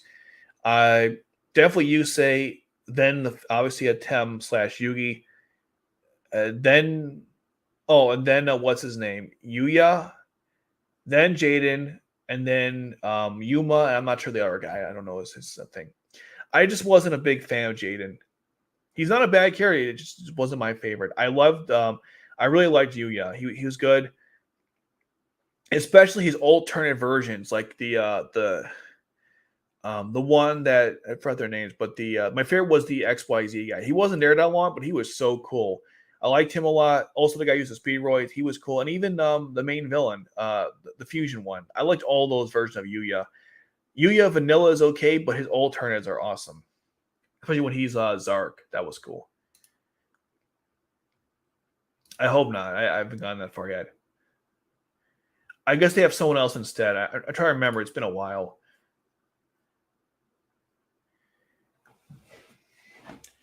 It's Yusaku. What's that? Let me look them up quickly here. Who's who? Let's see. Yuya.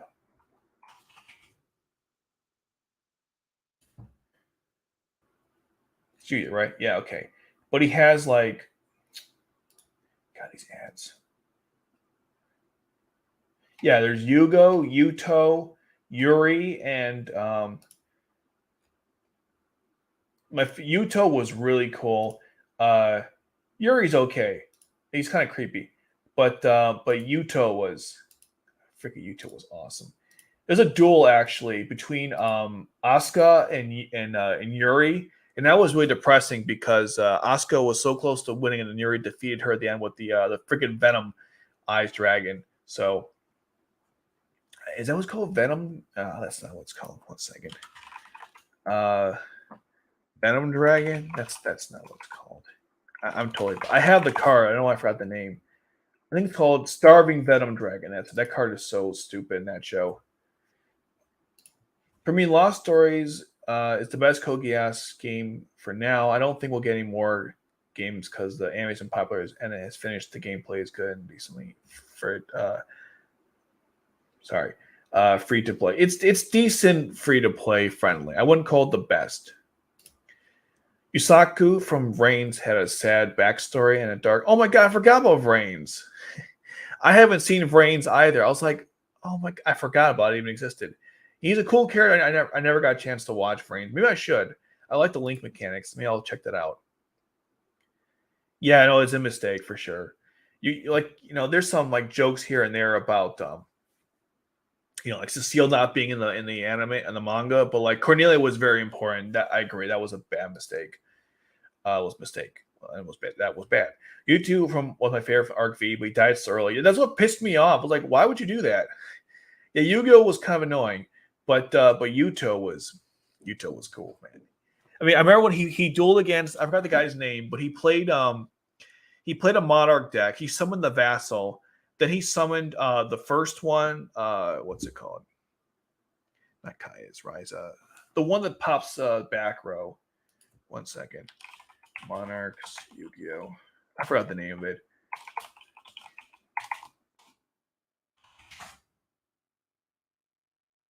It's called I always forget that. I know Ryza, Caius, Mobius. Yeah. There's like two versions of Mobius. One takes out 2 back row and one takes out 3. So the guy summoned Mobius once, took out 2. Summoned the second one, took out 3. And when you tribute for Mobius, the third one, using a True Summon monster, I think your opponent can't activate the cards in response, which is bullshit. Anyways, he blew all the cards up, and then Yuto, because he's playing Phantom Knights, all the cards activate in the graveyard. They don't activate on the field for the most part. So, well, they do have field effects, but they also activate in the graveyard.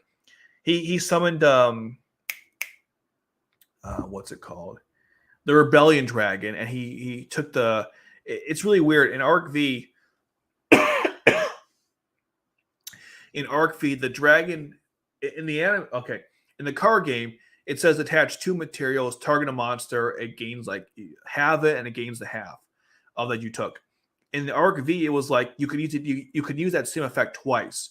So XYZ Rebellion Dragon got like it halved the monster twice and gained the half each time. So it was pretty OP.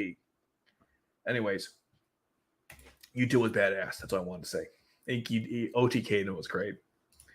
What if Lelouch gets a symbiote from Spider-Man?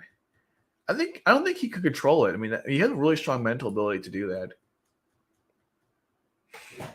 Yeah, well, Chloe had to die. I guess they couldn't change that. I don't know. Okay, let me open up. Oh, perfect. It just ended too. Let me open up ARI code.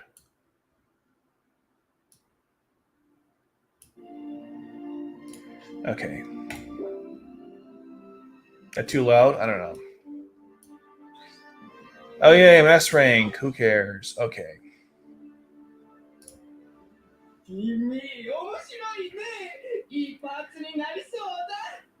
Why is he so weird? Okay. She is for sure.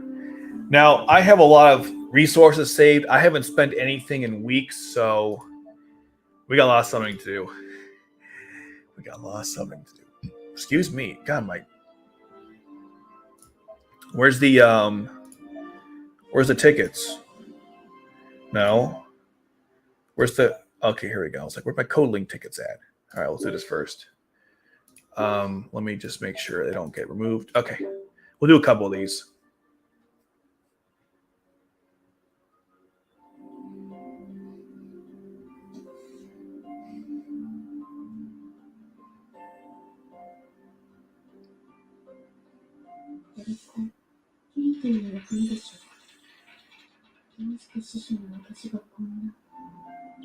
An upgrade or not?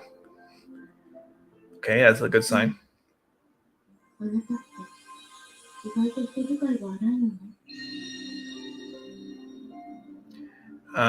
Nothing really good here. Let's see. Klaus. Oh, the Siegfried. That's cool. Anna. Rolo. Yuffie hugging Suzaku, I think it's Suzaku. Ina for the 1,000th time. And Tianzi. John. Another 3. Valletta. When she loses, it's from the intro, the second intro. Tianzi and Shinkei when they were much younger. All right, again. Yeah, Cornelia's not in the manga. I don't think Anya is either. They instead have Valletta take her role in the story. All right.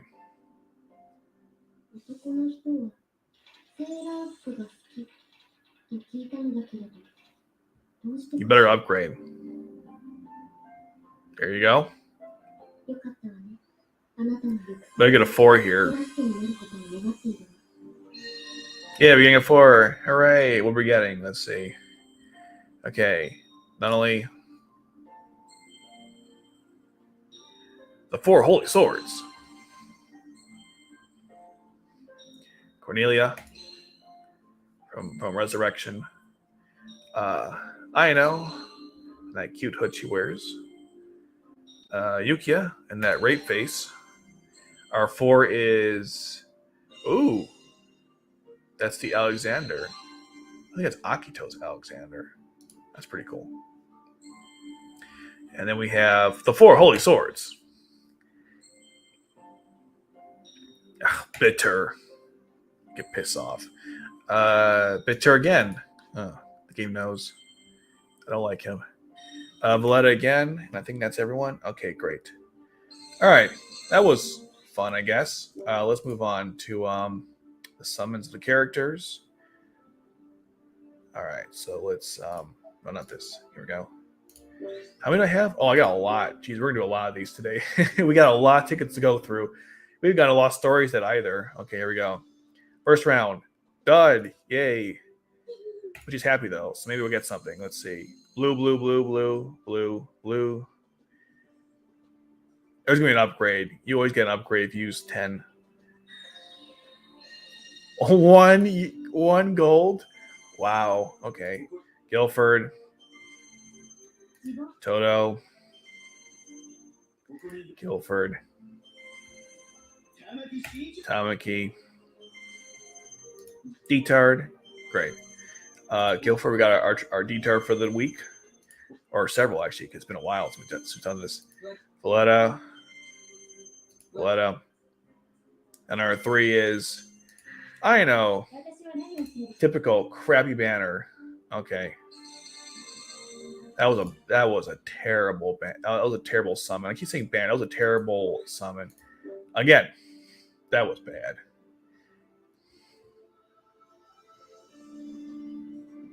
Gigi, C2. And that's a good sign. Maybe we'll get something good. Oh, she seems nervous.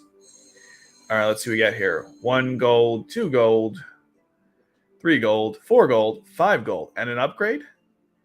Nope. Go screw yourself. Okay, here we go.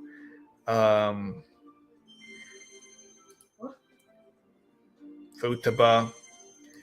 Lux. I get so much Lux in this game. Cecile. Let's see. Todo. I already maxed him out, but okay.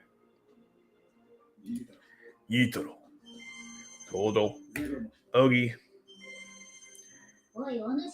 Futaba. Valletta. Voice so deep. Lloyd. Maxed him out too. Todo maxed him out too. Man, these are really bad summons. Yukia didn't max him out, but only want to. Wow, these are all awful. Okay, I guess we'll keep going. These are terrible summons. Like, I can't even like. Okay. All right, maybe something good. Oh, I think we're getting a 4 here. She looks really nervous. Let's see. Probably not. Let's do an upgrade. Nope, no upgrade. Piss off, game. All right, Valletta. Tamaki. Sayako. You know, I don't get Ashley much in this game for some stupid reason. Cecile Krumi. Really? No one cares about this guy. Thank you, Detard. Good to see you. A lot of food to buzz this week. Detard. Oh my god. So many dupes of Lloyd. All right, well, that sucked. Okay. Guess we'll keep going. Let's get the new. Let's try to get the new Shirley and Rolo. I could theoretically force it, but I don't really want to force it. So let's see what happens. Obviously, fewer investments as possible. Okay. Gigi and Shirley, excellent. Maybe they wasted my worst summons array, so I'll get new stuff going forward. With the RNG pulls. I'm just lying to myself, but upgrade. Nope. Okay, garbage. How are their summonings? They're not good. Klaus, Tamaki, Toto, Shirley, Tamaki, Klaus, Ogi, Detard. Ooh, okay. She's good. She's a good character. I'll take more of that. Oh my god, stop with the Lux. Stop giving me Lux. Okay, again. Come on now. This can't be too difficult to pull a good character. Oh my god. Yay. Blanks ahoy. What a terrible banner. What terrible summonings. There's no upgrade. I'm just going to skip through. I'm not even kidding. Or I'll skip to the level 2s because you guys already know what they are at this point. Toto. Klaus. Bradley. Who cares? Tamaki. Futaba. Klaus. Man, these are awful. Ogi. Sayako. Oh my god, 7 Lloyds. Jesus Christ. And 4 Totos. Oh my god.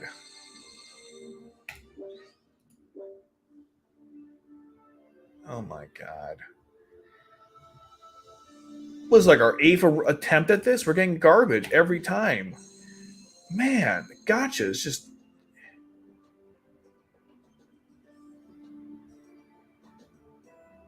Look at this. These are like, you know, did they adjust the game? Because like this should not be happening. Like my pulls are really bad today. 2 D-tards in a row. Thank God. A lot of Futabas too for some reason. Klaus. Shirley. Man, these are terrible pulls. Like 8 D-tards now? Am I pulling from the right banner? Hold on.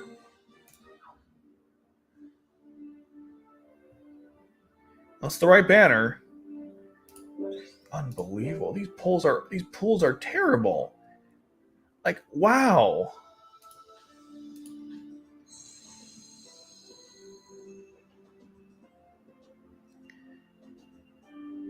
No upgrade, right? I'm just gonna skip through. I don't even care. Moving on. Crap, mega crap. Another Lloyd. What? 10 Lloyds.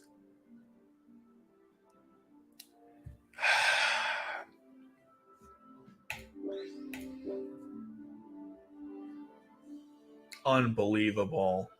These bastards. This is some of the worst RNG pulls I've ever seen. I'm not even joking. I just skipped it and give a shit. Oh, I got V2. Yay. We got V2, people. Isn't that exciting? We got V2.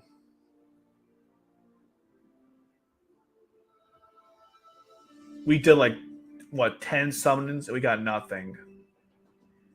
Wow. All that saving up of resources for this shit.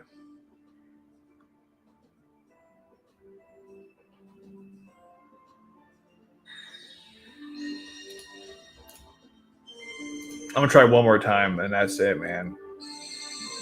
Oh my god, more V2. This is the worst banner I've ever pulled from. This game can go fudge itself. I'm not even kidding. This is the last time I'm doing this. We went through, with perspective, we did what? 3 silver tickets. Was my 5th attempt with this? Wow. What a bunch of bullshit.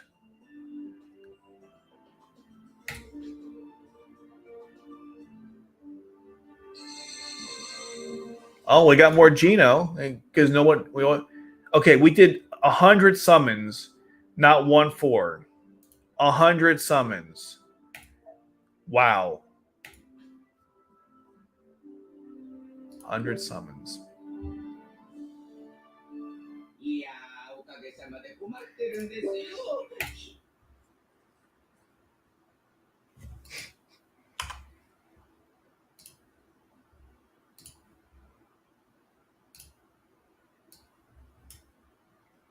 F that game. I can't believe that. 100 summons. Not one thing. Unbelievable. Anyways, what's it called? Let's play a better game. If I continue to play, I'm gonna scream. That's why I had to stop. I'm really wow. Wow. Okay. That's ridiculous. I mean, seriously, that I've been playing this game now for over a year now, and almost a year now. I have never gotten that bad before in summons. They must have really fudged the RNG pools. What do you think of the Avatar film? The 2009 was okay. I watched it in CGI. I watched it. I'm sorry. What the fuck? I just say in 3D. It was pretty cool. It was pretty cool. I just can't believe that I got nothing.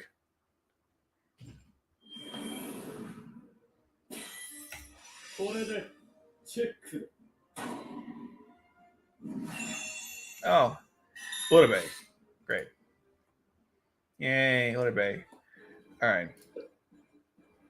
In this account, I haven't summoned yet for Cecile or C2. So what's going on? This game is really glitchy sometimes. Like Darius, so it's a little glitchy. All right, let's do this one.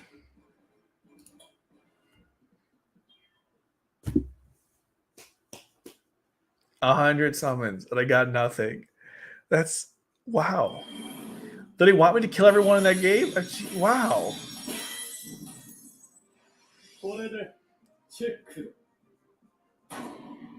All right, so we're getting first Senba, Asahina. Oh, I didn't get him my first time. Nice. I'm gonna make a whole four holy swords. Look at that. Cecile, my first round. Okay, so to answer your question, what happened was I have two Lost Stories accounts. So I have a fun one and the one I use for the streams. This is my stream account. So basically, this is my main account. So this one I have not summoned yet. Oh, I'm sure. I am sure that people have, okay? I'm not denying that. Oh, I'm sure. I just got unlucky. In general. That's why I play Lost Stories. It's a much better game.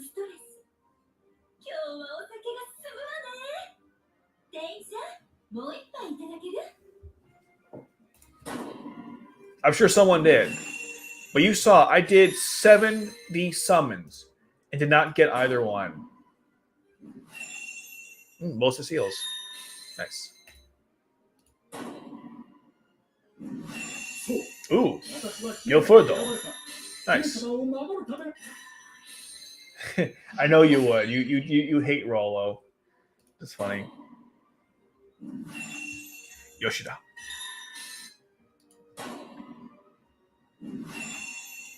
Lloyd. Lloyd again. Yoshida. We'll do one more because I got Cecile. That's all I cared about. But we'll do one more just for fun. Just for fun. And then we'll do the other banner too because there's the new C2 is pretty good. Like this C2 is good, but the other banner is good too. So.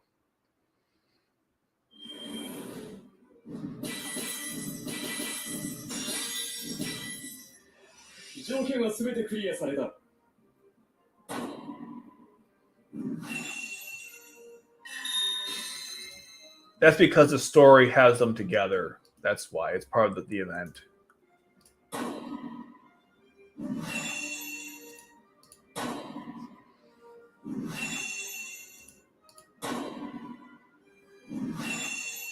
Shirley. That was everybody from before. Pule. Sodacy. Charles.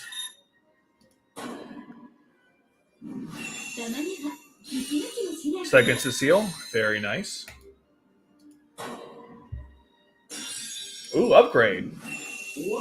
Nice. Jedemiah. Very nice.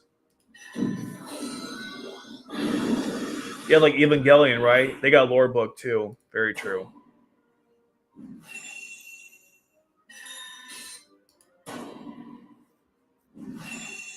Clovis. Nice. All right, cool. Now I'm gonna go from the other banner, just once, because if we get like the new C2 is pretty good from this banner.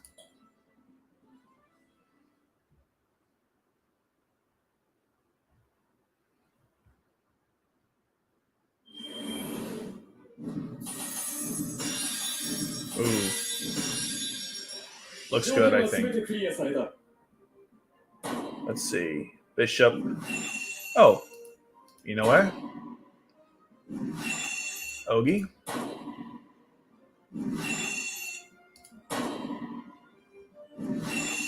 Ooh, Dalton, very nice.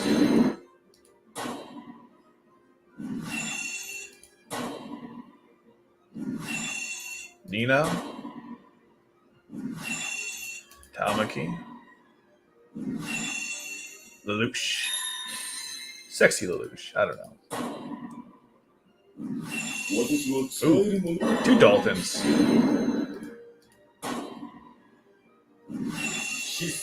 And Schneisel. Nice. Let's try one more time. I gotta save up for the next banner, but one more time wouldn't hurt. When we get the Gurren in this game, that's gonna be cool. The Gwen will be even better, but the Gurren will still be cool. Ooh, why is it purple color? Ooh, Lelouch in his Zero outfit. Good summons, I hope. Good vibes, maybe. Psycho. Okay, great. Upgrade Silver. Ogi's a Black Knight. Asahina.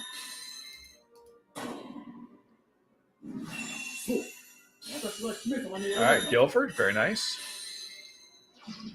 Bam. Badass. Minami. Millie. In Ashford, like her fun gear. There it is, the new C2.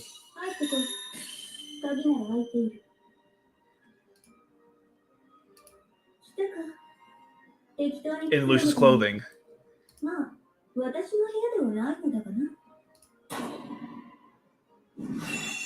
Ogi again. Upgrade, very nice. More Jeremiah, excellent.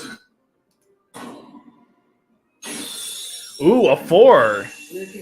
Oh, Cornelia, yes, awesome.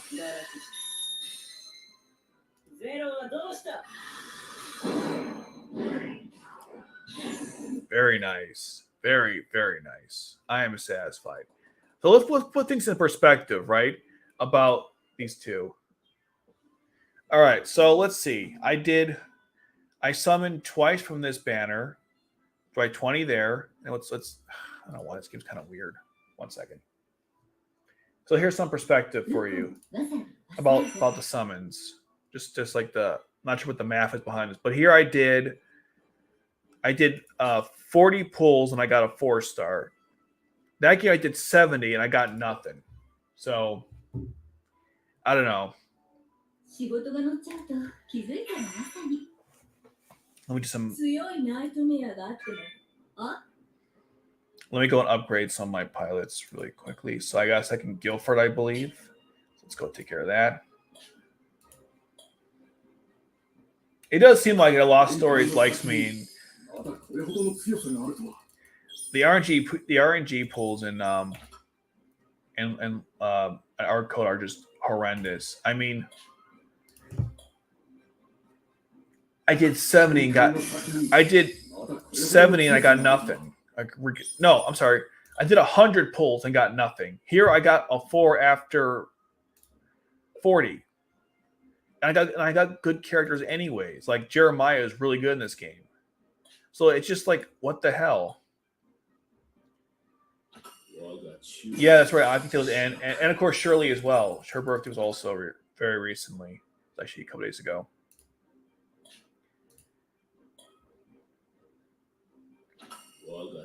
Now I haven't gotten 0 yet in this game yet, which is fine because you can still be effective with the characters you have. That's the problem between Genocide Code and Lost Stories. You can actually make do of what you have to be somewhat successful in the game. With Genocide Code, if you don't have a specific character, you're out of luck. You can't win. you literally cannot win. I'm looking online for like certain builds to win the events, and if you don't have those characters, you can't win. And good luck figuring out why you need those characters anyways, because the game's whole mechanic system is bullshit and poorly explained. Anyways,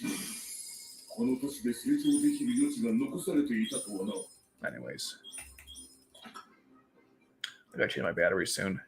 Okay, so he's done. Oh yeah, Cornelia, of course. If I upgrade her, because she's really good. She's like the best character in the game too.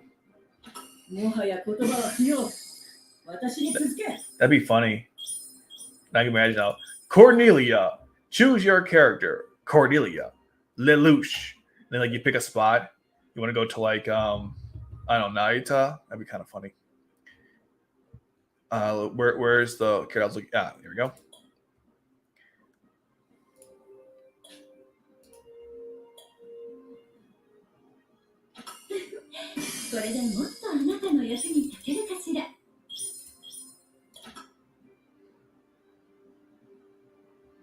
Yeah, it does actually. It's a very good point. To our discussion, you guys were discussing earlier about like why did they not have Cornelia in the manga? I couldn't tell you. Doesn't make a whole lot of sense to me because she was a main character and a very important character of that. So I don't know. But yeah, but this game definitely respects both of them. Oh. R.I.P. Senba, man. He died the way he lived in a nightmare frame. There's the new C2. Oh, yeah, I got a duplicate of Asahina. Let me go take care of that.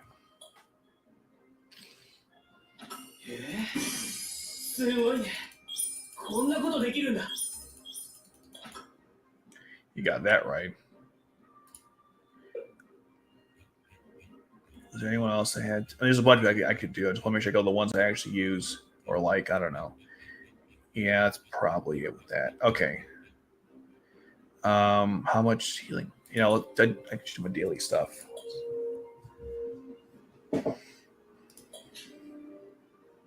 Great. Oh, that's right. Nightmare development. Nightmare frame development. Can I like stop this in the middle?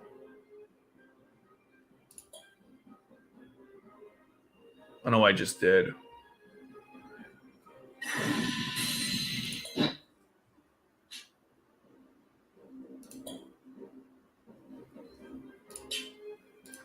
I want to make another. I'll make the Gloucester.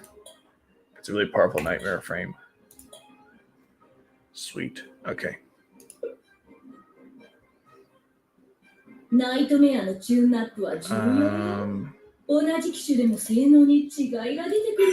Guess we'll do the daily tasks first.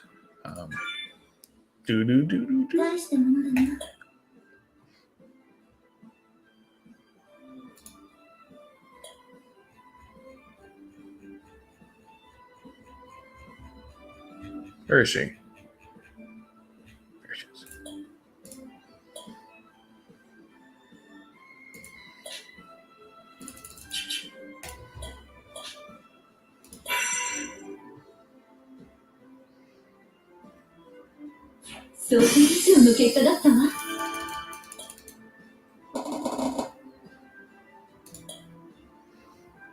Okay, now I can.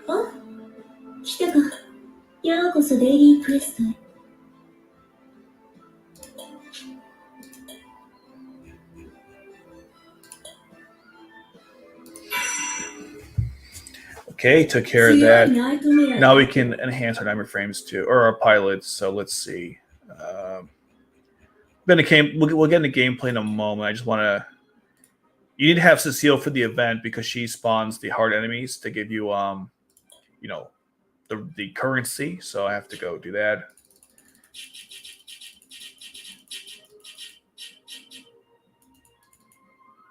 Wow.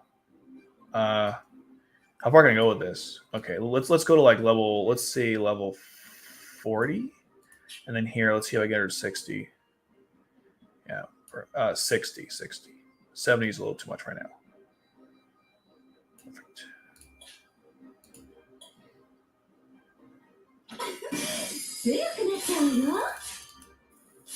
Perfect. Now let's go do the same thing. Let's upgrade. Where's Cornelia? Let's get her to 70 because she's OP as hell.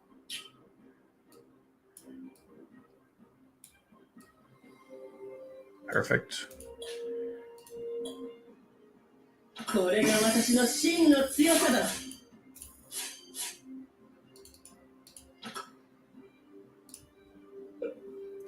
And let's see. Also want to upgrade.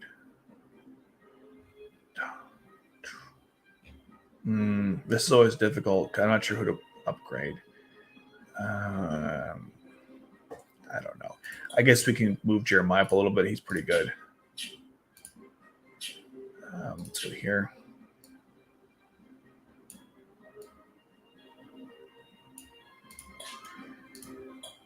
What kind of do you have to play Yu-Gi-Oh? One second. Good question. First note here. Fun fact, R1 has at least 8 custom Nightmare frames than R2, only Lancelot, Gurren, Gwaine, and Siegfried. Yeah, it's true. It was more, they didn't introduce that stuff until like R2. So I used to play a bunch of different decks. I played like Gemini's, which was never good. I played Archfiend. I played Jung Synchron. What else did I play? A Dark World was a fun one. I used to play a lot. Agents, that's a fun deck. I actually still play that now. Now that I play DDDs, which are a fun deck. DDDs, not Dark World, Agents, Dinosaurs. Yeah, I play a bunch of that stuff. I'm trying to think of ones I play besides those. I want to have decisions. I heard she's actually really good in the game. I don't have the resources to get her to her useful position at the moment, but she's pretty good though. I guess I'll bring Colin to 40 just for this event. Okay. And I'm almost done with it. I know this is not like the most exciting, captivating gameplay, but I got my characters at a certain level so I can really dominate that last stage. And we'll bring Colin to 60 because she's almost there anyways. I think so. Some people compare her to regular Cornelia, so she's pretty good. To give you some perspective. One of the guys in my group says she's really good, and I tend to trust him. He seems to know what he's talking about. He's really good in the game in general. So, okay. Yeah. Black Knight Colin. She's pretty good. I know I'm the only reason I'm upgrading the current Colin is because I don't have the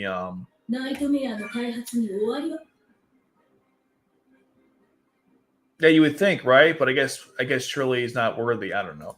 Oh, Valletta. I don't know. I guess I can leave. 70 is pretty good.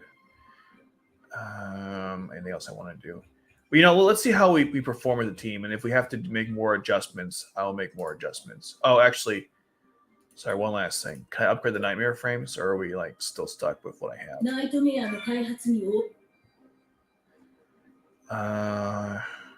Let's see. Can I upgrade the Varus cannon? I cannot. Can I upgrade anything?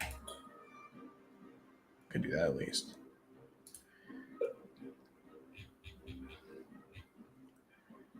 Okay, I think we're good. All right, let's do this. Got some missions or stuff on the missions I gotta collect. Great. Okay, now let's go and. All right. Sorry about that. That was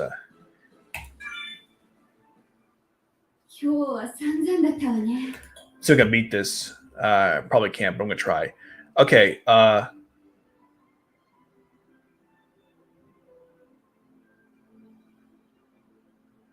Why is Cecile here? I just got her. That's really weird. Why did it put Cecile there? She wasn't my team before. Okay, I mean, look, I'll take her because she's really powerful, but that was random as heck. Anyways, I wish I had another spot. It's so frustrating. Let's see if I have Suzaku. That looks good. Valletta Navarez. Doldo. I want to give Toto a different nightmare frame. See how he would perform using something else. Like, geez, I don't know what else to give him. If I had a Gloucester, I'd let him use that. But, oh, maybe I'll give him Suzaku. Let's see how he does with that one. Where's Suzaku's? The Lancelot. I don't know why I was like Suzaku's. Here. And I'll give Colin, a Borai. Let's see how that goes. This is probably a stupid idea, but we're going to try it anyways. And then I'm going to place C2 with Dalton. Oh, I didn't make him 60 yet for some reason because I'm really smart. Okay, let's do it. D-Chart's actually really cool in this game. He has this ability where he can cloak all your units, which is actually pretty cool. But the problem is it only works. It only works if they're in a certain vicinity or range, which is kind of stupid. But at least he can cloak your units, which is cool. Protects them from like nightmare frames with ranged weapons, which is actually a pretty good counter to those stupid ones that stop in place to shoot your units. So there's a good counter for that. Like what Suzaku said, we have a counter for this. Do you prefer the small cast or large cast of custom ace mechas? Oh, in general, I like a large cast. As long as they're all vastly different. Like in Gundam Wing, there's a bunch of different ones, but they all look really cool. And same with 00. As long as they're all different enough and they have time to shine, that's good, fine by me. But if you have too many and you don't have enough time for each of them to shine in the show, then that's not good. So it really depends how they're used and how much time you have. What about free-to-play Colin? Is she worth the max level? She's a healer, which is cool, and I like that part of her. The rest of her, I'm not so sure because she's very what's it called? She's kind of only worked with the resort units, so that's like Cecile and C2. Okay, let's see. Oh, this could be really brutal. Let me think about this. Well, it's gonna be like a wait and see, I guess. Yeah, you do come, don't you, Jeremiah? Let's see how Toto does here.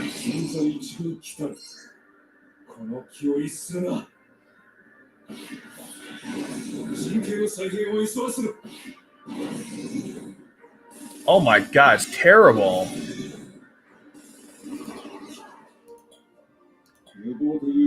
Toto's terrible. Toto did absolutely worthless. Dude, might as well throwing like, wow. You didn't do anything effective there. Never mind. We'll save the better nightmare frame for Colin because Toto was just completely incompetent. He didn't do anything. He just kind of sat there. In fact, you know what? Forget it, Toto. You lost your privileges. We're gonna put Guilford there instead. I don't know what you're doing, man, but that was not helpful at all. All right, let's go.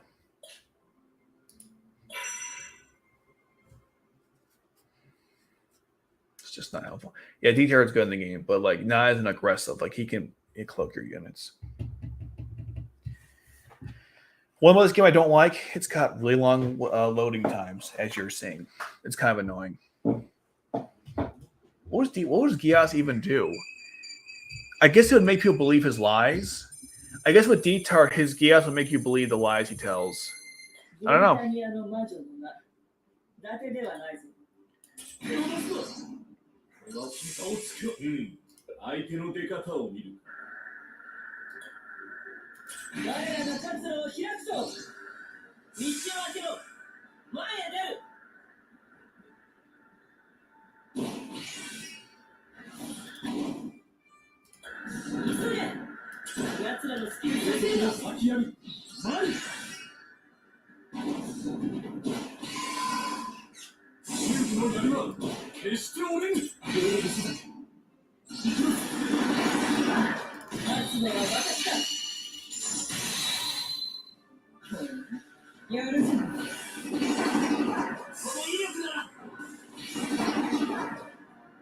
Oh, I messed up. I messed up here. I messed up. 1 second. Oh, I fudged up. Sorry about that. Cecile's using the wrong nightmare frame. She's not a range type. She's a ground unit, so that was stupid. Man, I don't have anything to give her because I haven't built those nightmare frames yet. Night police, I guess. Oh, all right, whatever.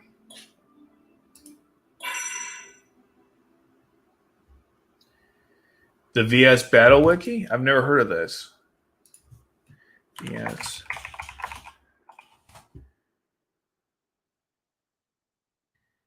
How do you find the? Do you just type in like Code Geass or something? How does it like?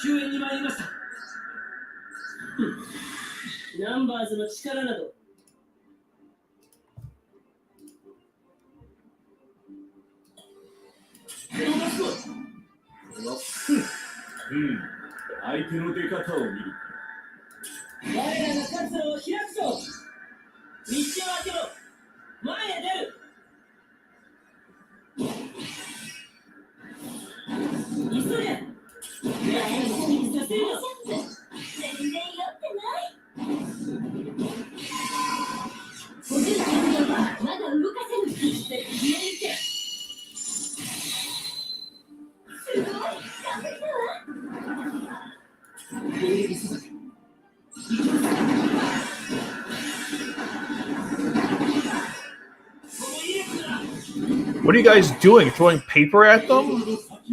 Oh my god.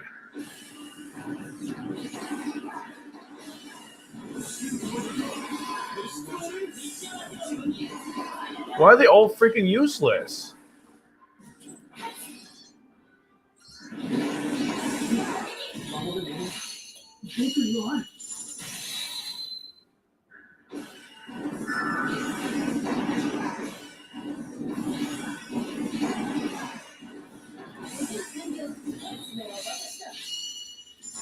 Cornelia's the only one taking one out here. This is bad. Cecile's about to get taken out too, so I gotta take her out.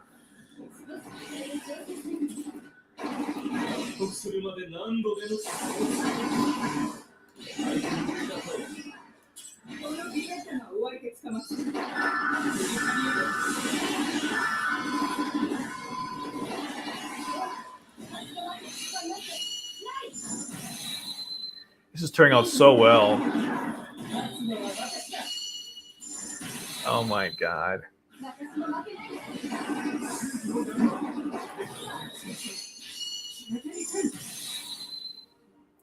me get C2 in here to help out a little bit, I guess. Oh, she's doing the wrong nightmare frame too. Oh my god. Oh. We're not strong enough to beat this. This enemy's too much for us. That was too much. We got totally destroyed there. Wow, that was bad. That was bad. Okay. That was really bad. That was some of the worst gameplay I've ever done. Oh my lord. Okay. That was pretty bad. I guess it's we need a 1,500 team and we only have like 1,100, so that was not good.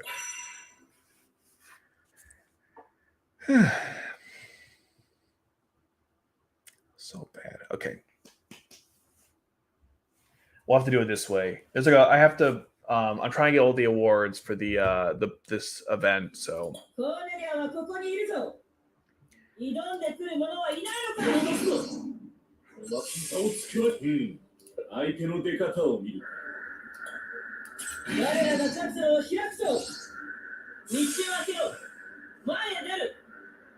So how do they scale? Hold on. How do they scale Code Geass? I'm curious. I can't find it. I was looking at it, but I couldn't find anything helpful.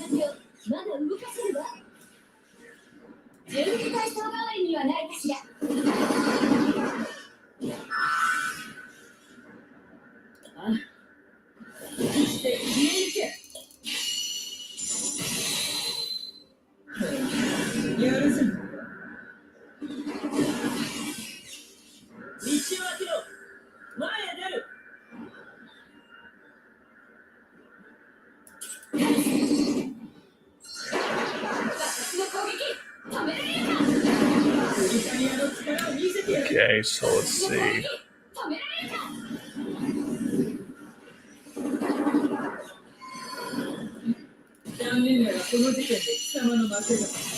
This is basically a good, what's it called, therapy right now.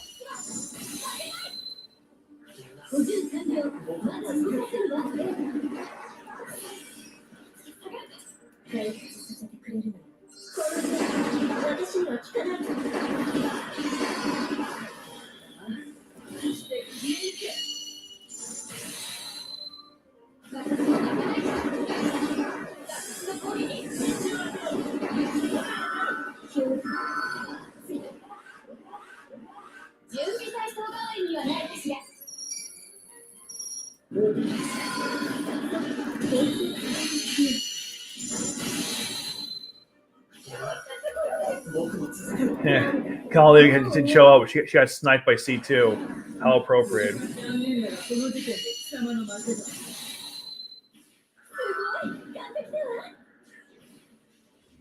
All right, let's see how we did.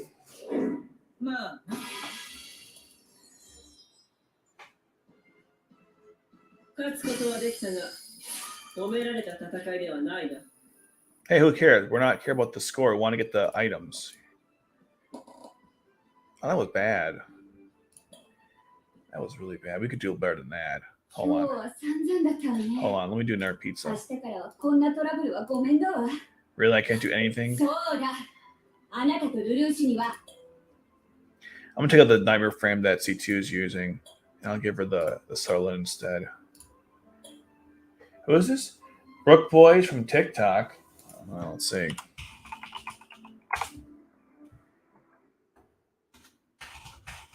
I don't really go on TikTok much.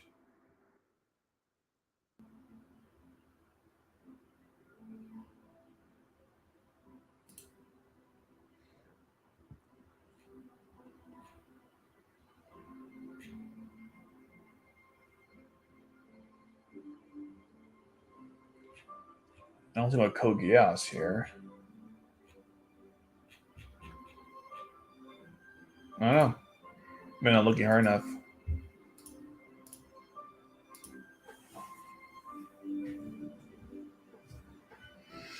Okay.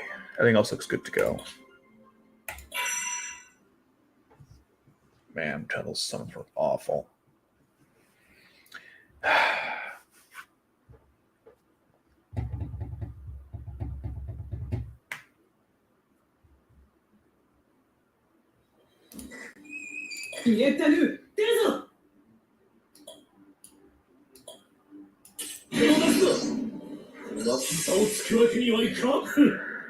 相手の出方を見る。我らがチャンスを開くぞ。道を開けろ。前へ出る。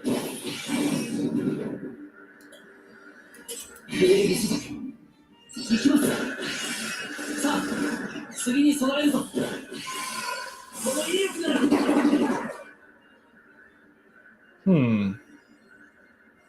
大丈夫。全然やってない。勝つのは私だ。おう、やるではない。補充完了。まだ動かせるわ。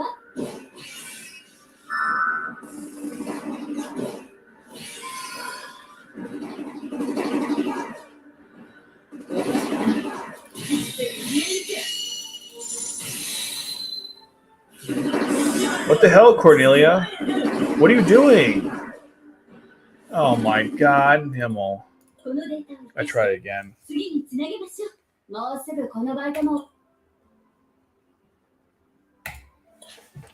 What? Oh, my camera's dead. 1 second. 1 second.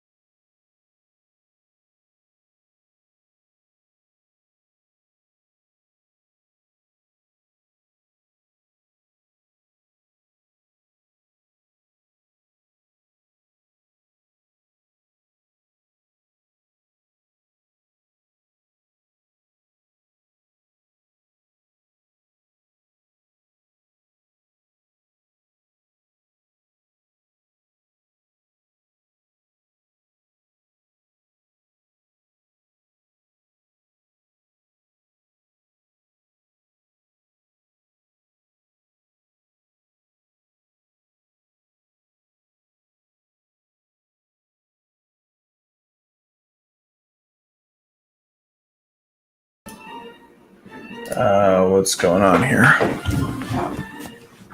Oh, of course. Whoopsies. 1 second.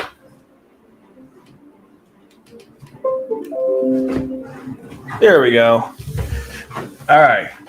Let's get this out of here. Hey, wait. Have I not been in this background the whole time? Wow. Okay.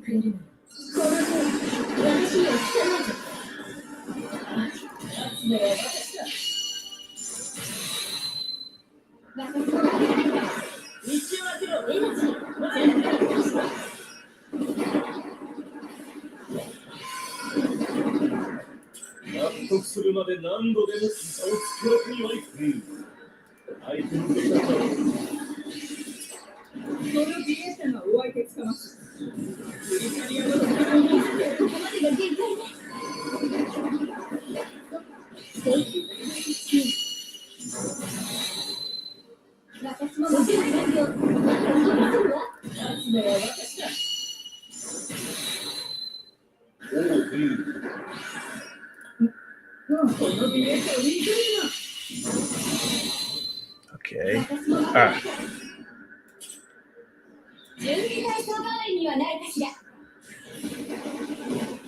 Let's see how we do this time around. Much better setup this time. And last time, I don't know what the fudge I was doing, but it was not smart. It was quite the opposite, I'm afraid.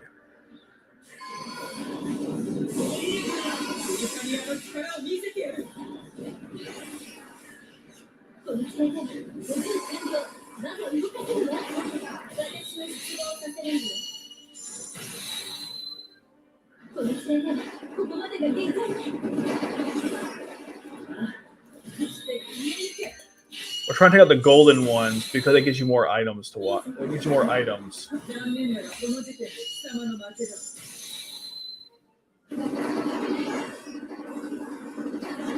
Cornelia, oh my god, no! Damn it! Oh wait, what am I doing? Oh no, I fudged up big time. That didn't have to happen. Oh no.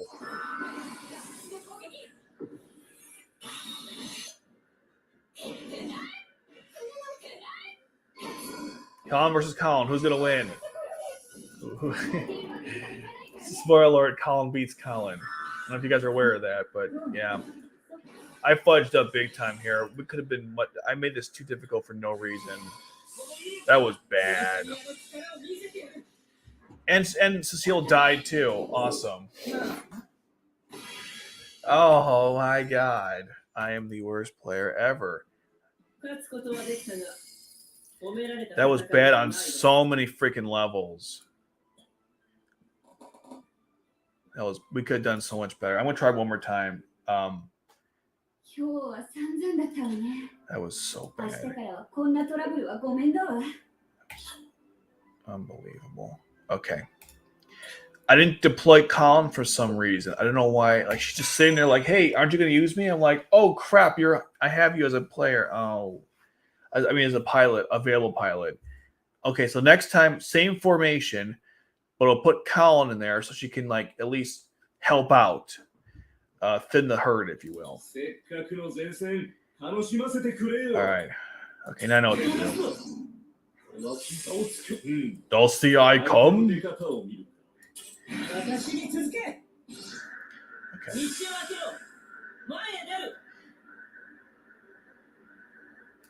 Okay. That goes there. We need more Nightmare Frame something, because like I think the pilots are strong, but the Nightmare Frames are just not good enough yet. So.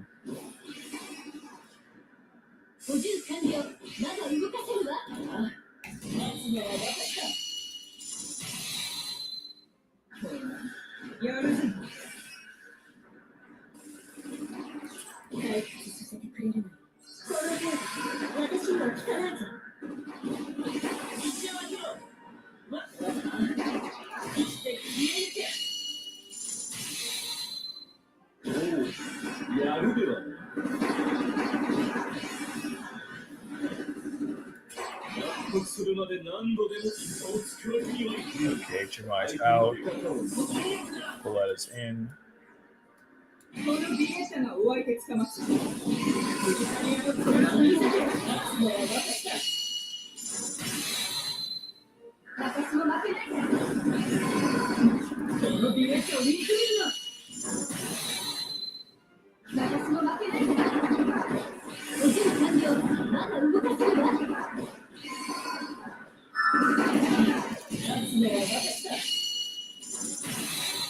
Okay, now I gotta bring in Colin in there. Okay.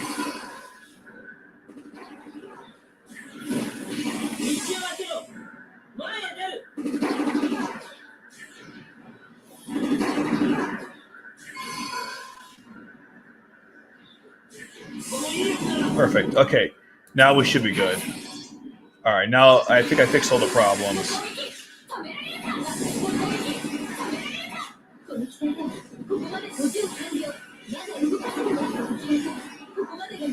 Oh, hold on. I gotta watch this. If I don't pay attention, I could lose the seal.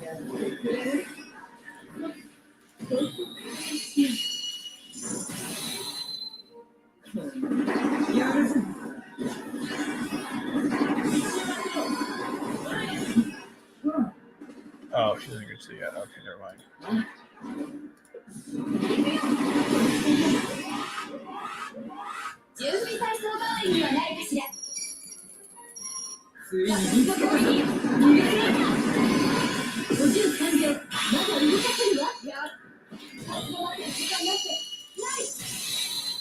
Okay, looks.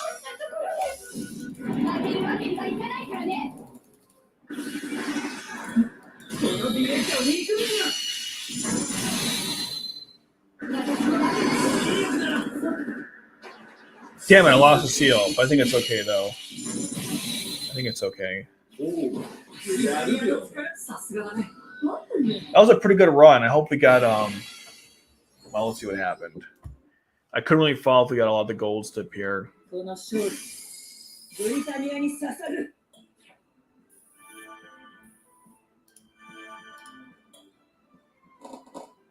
No, it was worse than last time. All right, great.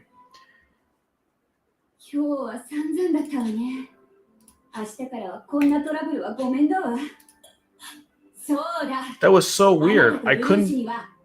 That was weird. That was super weird how that worked out.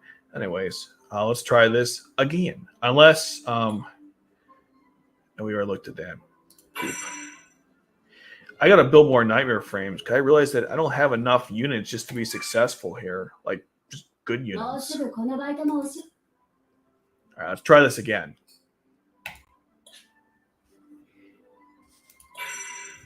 Hopefully after this we'll be good. Because that last run was fine, but we didn't get enough golds to appear. I had all the units ready to kill them all, but they didn't appear.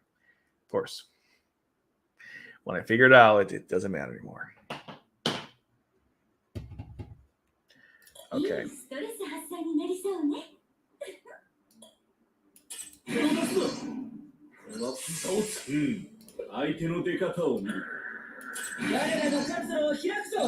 Okay. This will be the run, I think.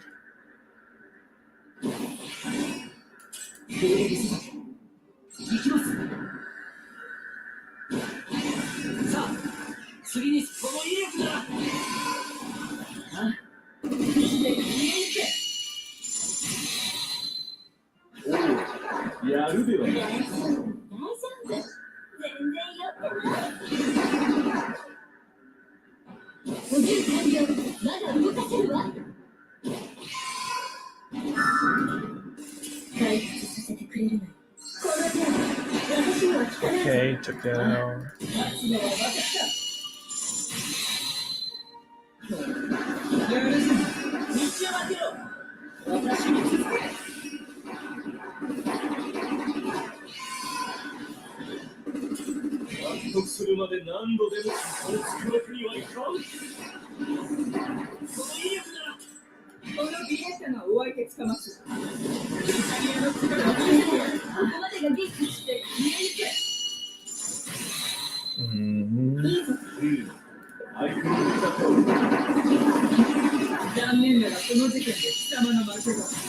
We took out 2 there.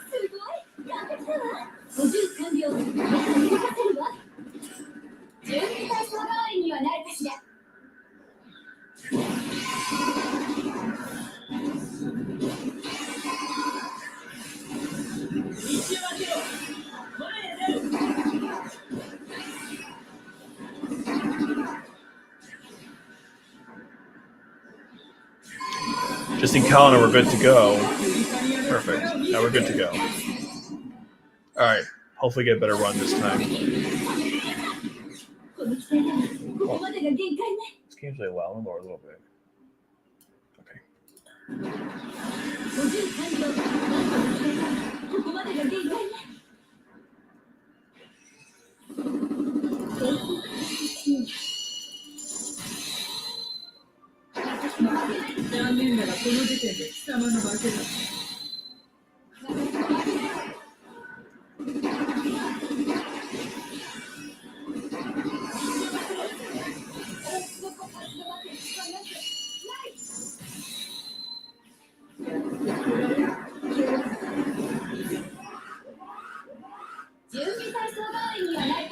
Oh, we're getting near to the end.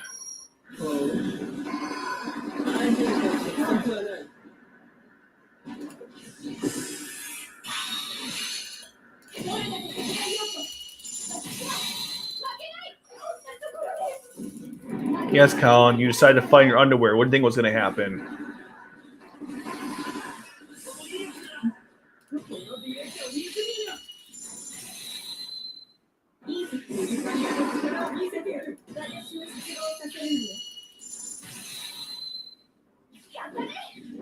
All right, so how good this one was.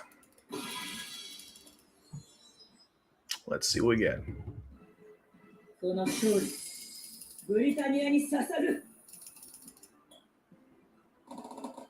Not bad, not bad. Now let's just skip. Let's do 11 rounds of this. That sounds crazy, but like that's how this works, I guess. You're gonna see a lot of items appear. It's really crazy.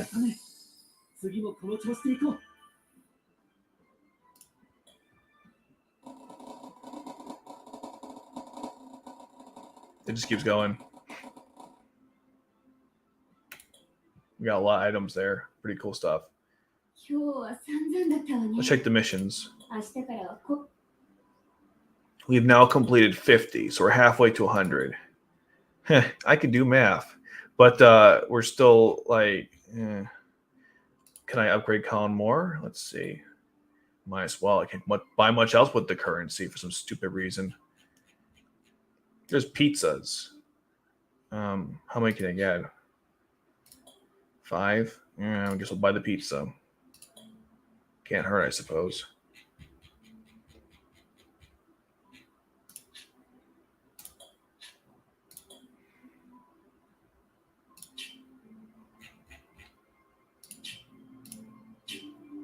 Okay, just tell me that I have those, I guess. I don't know. Let's go home.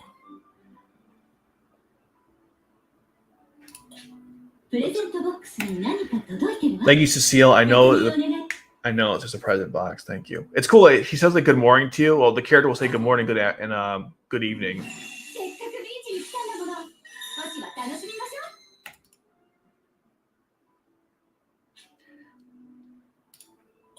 Okay. So.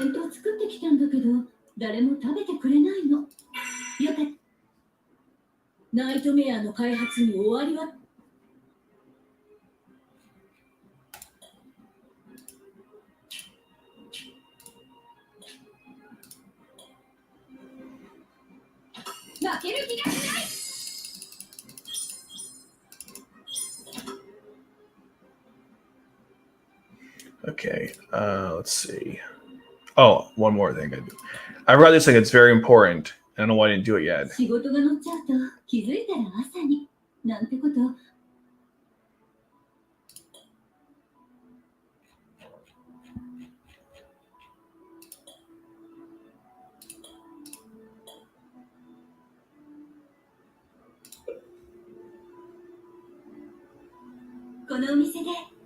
Okay, now.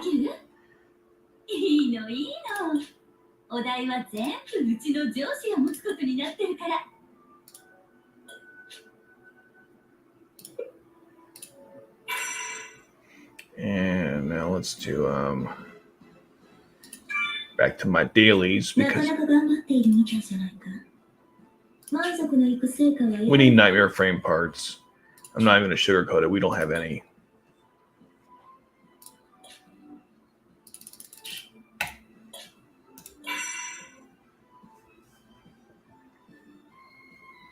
Let's get that out of the way.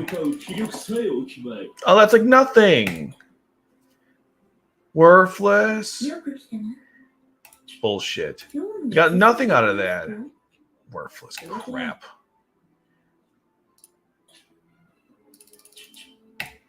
What do I do with like 10 items? Gotta be a joke. Come on. Unbelievable. They give you like nothing. It's like pity, little scraps here. Here you go, peasants. Have your 10 items. Do what you wish will with that. Basically, not a goddamn thing. Man, some of these daily bonuses are just complete crap.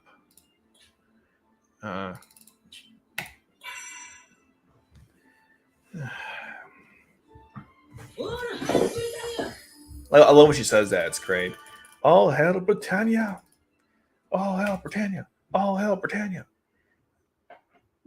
Oh, very nice.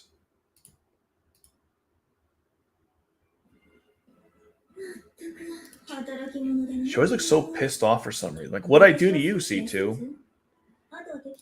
Not a goddamn thing. That's what I did. Nothing. Okay. Let's see. Can I upgrade the Varus cannon? No, I cannot. Piss off. Okay. I can upgrade the swords though. Who wants that? The Lancelot is okay for that purpose. Yeah, nothing. I can't upgrade anything. I mean, the shield's pretty good though, but I'm not upgrading it right now. I'm not wasting my resources. But okay. Oh, for development, right? I gotta do something in this area. 1 second. See, I want to like get rid of this. Is there a way I can just? Oh, I could rush you with Dite. No, thank you. I wish you could. I wish you could cancel. If we play that drinking game, none of us will live to tell the tale. It's kind of frustrating. You can't cancel it. I wish you could cancel the Nightmare Frame and build something else. That's kind of frustrating. You can speed up the process, but you can't cancel it, which is like why not? You know? Well, why not? You know, you can't cancel it, but you can speed it up. That's garbage. Anywho, let me get Colin up a little higher. She's really good. Let me just get her to like here. Let's get her to like, I don't know. Actually, no. My mistake. Not Colin. I meant Euphemia because she's a healer and she's pretty good for that. So let's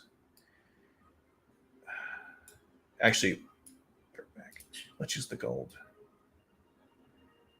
Wow, really? You serious? Okay. Damn it. I got enough for anybody.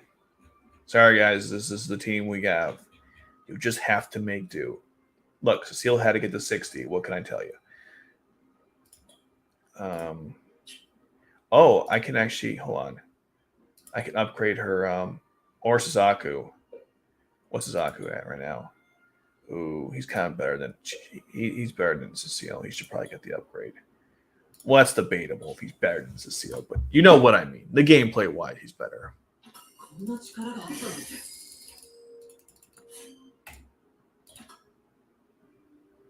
Here, let me, I like to progressively upgrade everyone together. I know that's a good strategy or not, but that's what I like to do.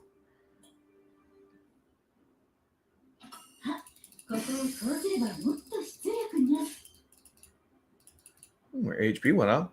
That's pretty solid.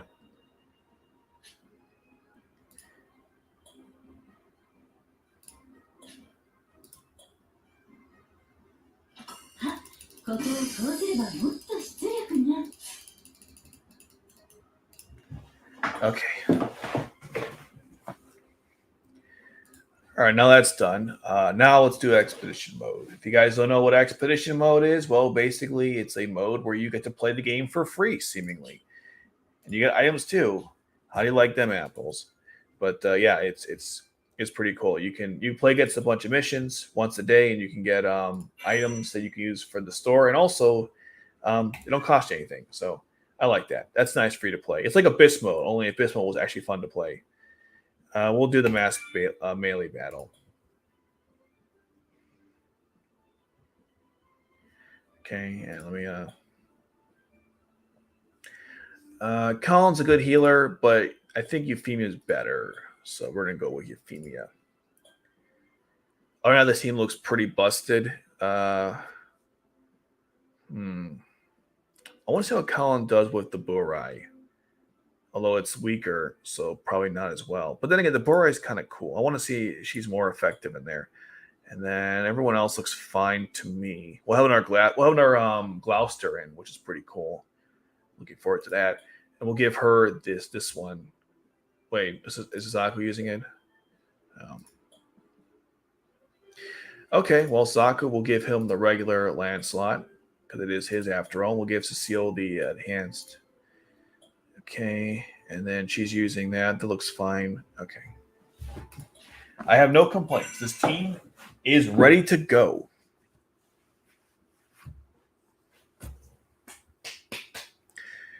I was thinking of ending the stream, but I was like, you know what? I'm going to play this anyways, so might as well just show you the gameplay. I mean, there's no difference, right? If I'm streaming it or not. But anyways, let's see who the opening discussion will be with. Haven't seen a Zaku and Yufimi in a while.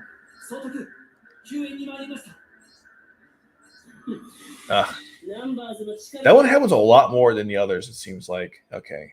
This is going to be really, the first couple of battles are really quick because I'm going to be doing my BS tactics, which is this. Put everyone right in the front.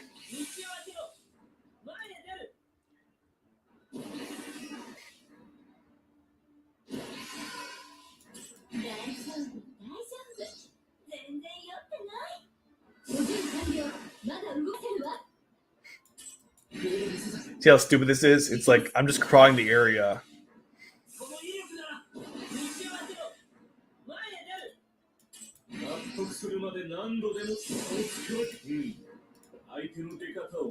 All right, cool. Now watch this. This is a really cool mode. You can change the perspective of the camera. See? Now let's follow it from let's see, Cornelia's perspective since she's fighting. All right.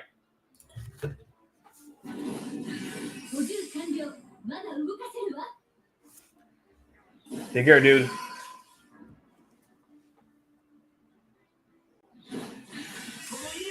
How do I speed this up? Oh, that was speed. Okay.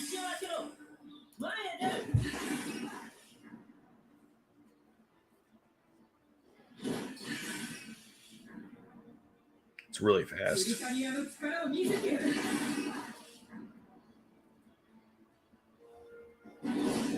It's just basically, I think this is called spawn spamming, where you wherever the character spawn, you just. It's pretty bad.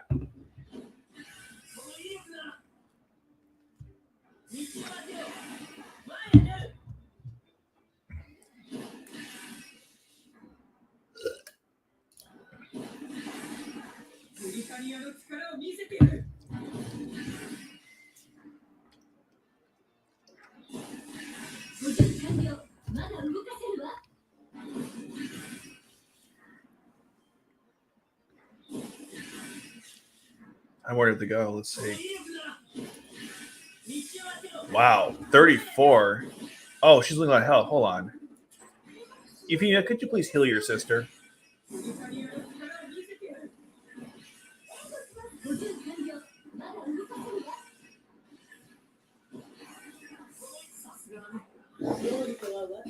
There you go. That was super fast. I can complete this under like an hour. It used to take me like a lot longer, but let's move on, please.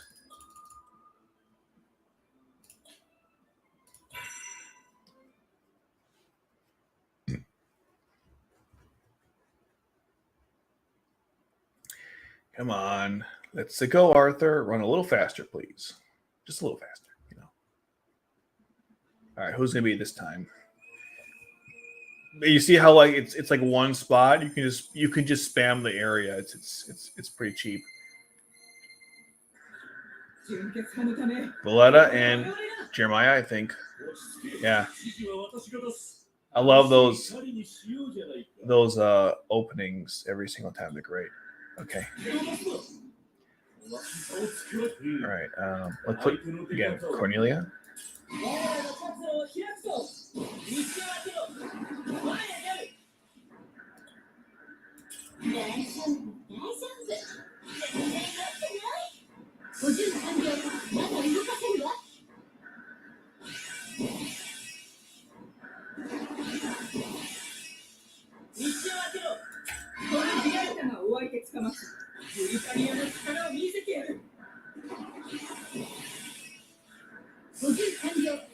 If you were to scale the flare from street to continent, what would you rank it?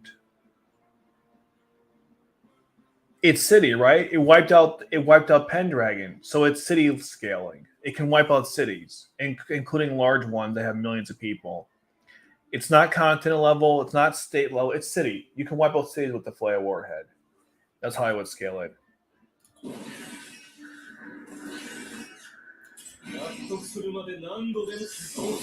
I come. Okay. I'll take off Cecile. I'll put in Colin.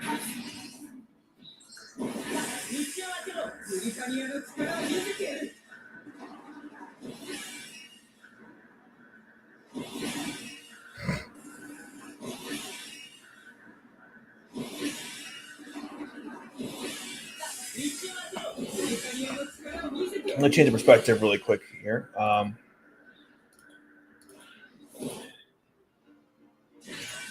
There we go. All right. As you were. That's pretty cool, too. Or if we go to Valletta or Cornelia. I love this feature. I wish the game still played the same speed. It slows it down, which is kind of annoying. That's the only complaint about it. It's just too slow.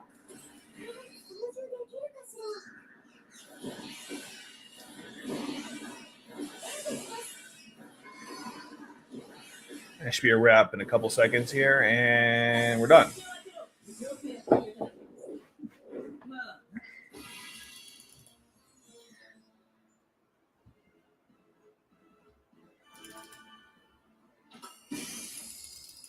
Okay, moving on. Stage 3. They made them stages. Aren't they creative? Okay. Jokes aside, that's actually not a bad idea. Yeah, this is fine. What's the setup? Oh, yeah.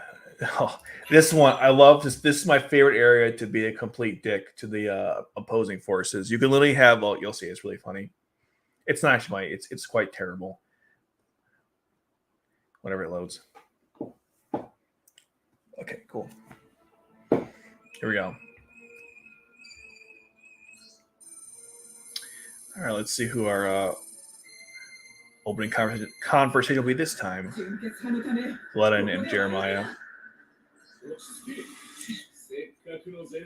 So watch this. Come on, Jeremiah. Wake up.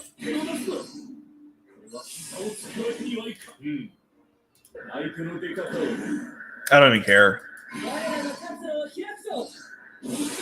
I literally do not care. You don't lose points of your character if they reach the end in this version.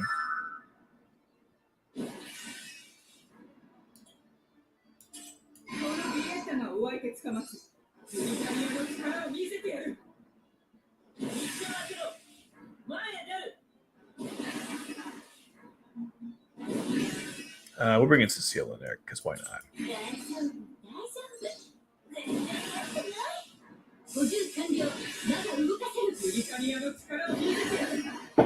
It's kind of funny. When there's specials, the characters use you see them their alternate arts. It's kind of silly seeing Cecile or Colin in a bikini fighting, but I mean, you can't take this game too seriously, I suppose. And brings us. All right, there we go. Now we just wait.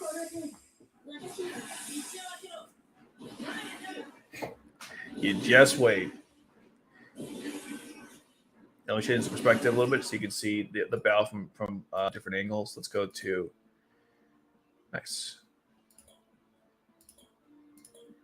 Or maybe Cecile's is better. That's kind of cool. What C2s look like? Oh, that's good. That's good. Okay.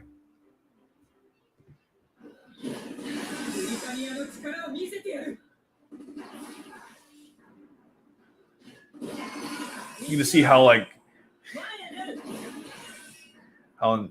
with the advantage is crazy here.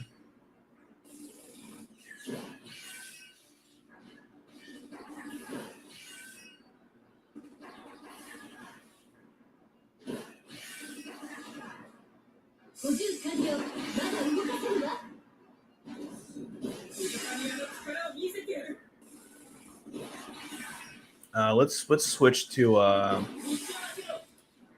Euphys. Yeah, you don't see much. Cornelia? Oh, that's kind of cool.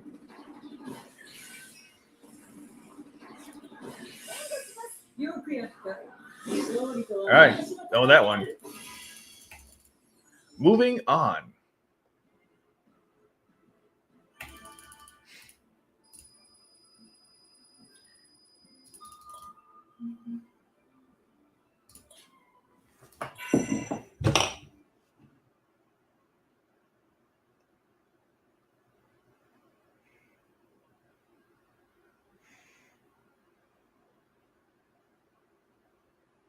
Okay.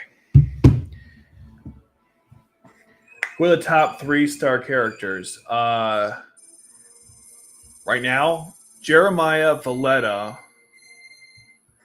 and I guess either C2 or Colin, like the Black Knight Colin.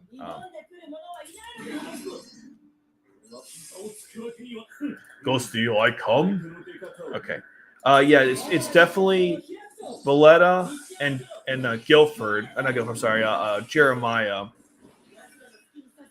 After that, it's kind of debatable. Either I'd say C2 or Black Knight Colin.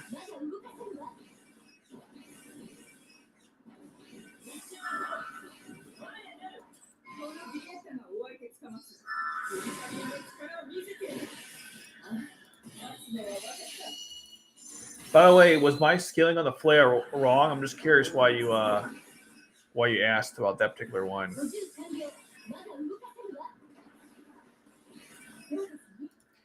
Anyways.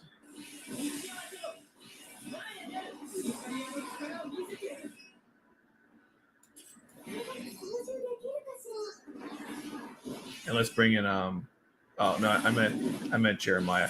Jeremiah. Okay. Just bring C2 in.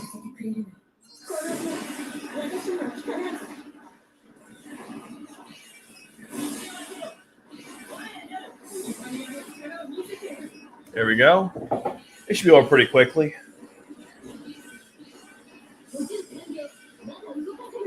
Man, this mode gets so much easier the stronger your units become. So watch this. Oh, damn it. Watch this what I'm talking about. I mean, like, Cecile's power is kind of silly. Oh my god, they kill them all every single time.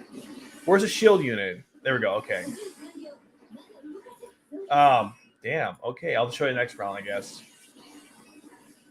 They're killing them all too fast. All right.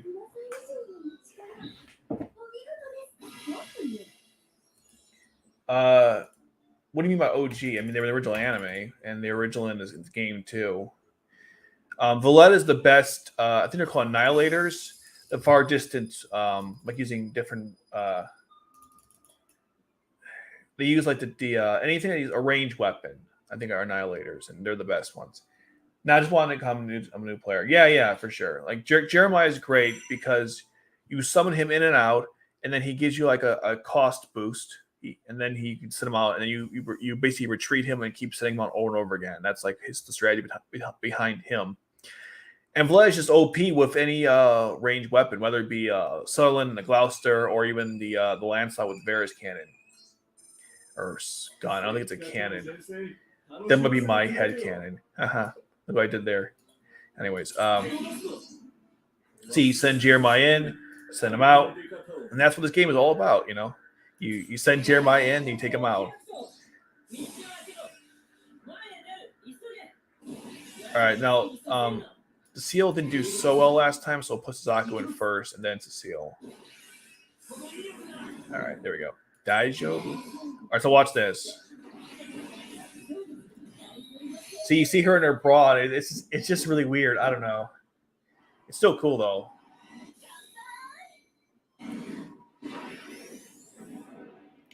If I had more roster space, I'd have both Ceciles in there because you could have them decrease your count. This meter right here, but I just don't have enough spots yet. There we go.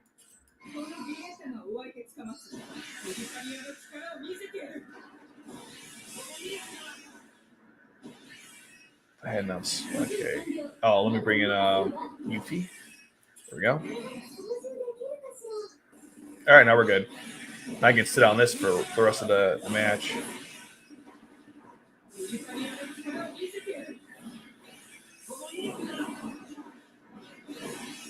All right. We're about almost halfway through.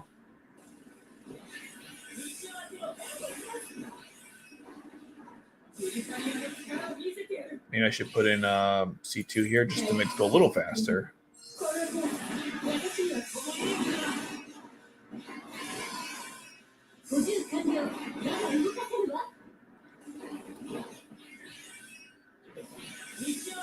I'm not opposed to having Renya animated. I don't think it would do that well in terms of like viewership between you and me, but because Ray of Darkness only has C2 in it, which don't get me wrong, there's an audience for that. But the question is, would people only watch a show with just C2 and not Lelouch? I tend to think no at this point, but I mean, no, Oz would be very popular. Nobody wants to watch Reign of Darkness. Even if they fix the story, it's just, I don't know. They'd have to really fix it up. But again, like Oz has Lelouch. It has more of the royal family, more knights of the round, the Glinda knights. There's so much more going on. It fills in so many holes in R2. Like I know this is like, I don't normally say this, but if they animated Oz Reflection, now reading is one thing, but they animated, I might even say at one point that like if you want the complete experience, you probably have to watch it after R2. Even potentially even reading of R2 might be required sometimes, but yeah, Oz is like almost important. Renya will be like a luxury.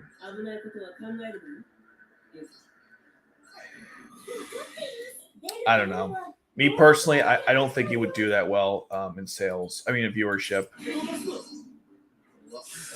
People want more Lelouch. They don't want anything else at this point. C2 would be a close second, but it just ain't the same.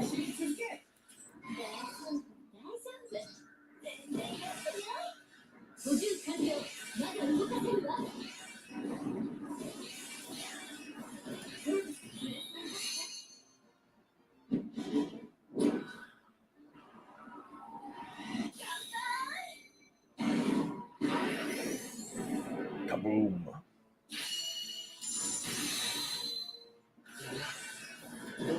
Okay. Oh, what's these? I did it again. Oh my, he did it again. Okay. I'm doing health-wise. He's doing okay.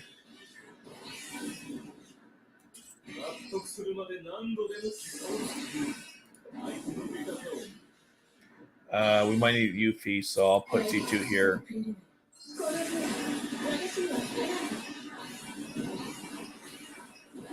Man, that extra roster spot would be so helpful here. So frustrating. I can't have it. Let's bring Saku here just to make things a little faster.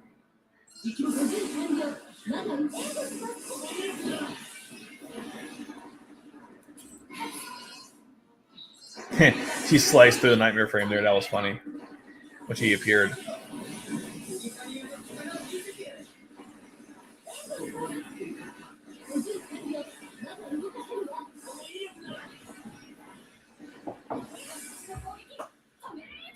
This is like almost a massacre.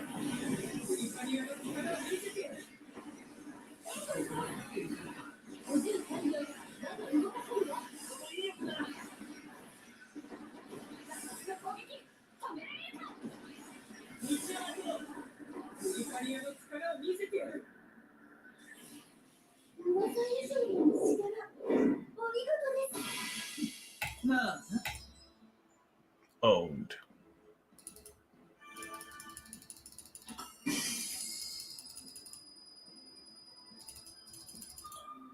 Okay, we got 3 more to go. We're almost done. And these don't get much harder.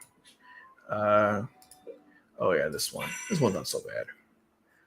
Just do the same typical, put Cornelia in the harder area with the 2 spawning zones and put like, I don't know, I guess a combination of Cecile, Guilford, or Suzaku, another one.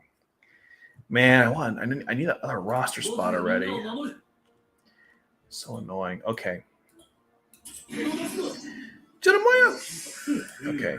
Out he goes. We'll bring Cornelia in.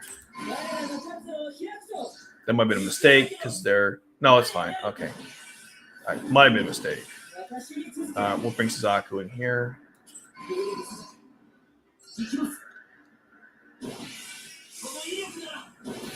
Again, we'll bring in Cecile here. It's Cecile and Suzaku working together. Kind of adorable, actually. In a weird sort of way. It's cool. You have so many different combinations of characters fighting. I think at some point I'll probably have like different combinations. Like I'll have the 4 holy swords. We'll do Old Britannia. I'll have like fun combinations in the future once I've leveled everyone else up at a certain point. Right now I kind of have to stick to the current team I have. But eventually I'll have fun like factions in action. Factions and actions. Or an action. Interesting. Should I heal them or help heal Cornelia? I guess we'll heal Cornelia.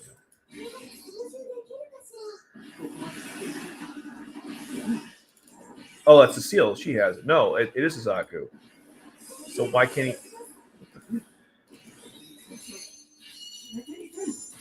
Oh, he's taking a lot of damage. I'll have to take him out soon. Hopefully blood can cover him. And then bring in... Oh my god, these either like a jailbreak over there. Oh my god, it's freaking jailbreak. That was the equivalent of jailbreak.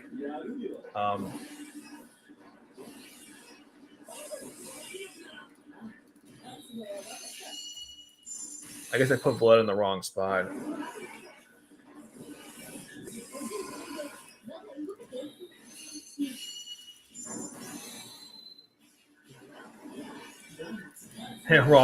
Wrong one.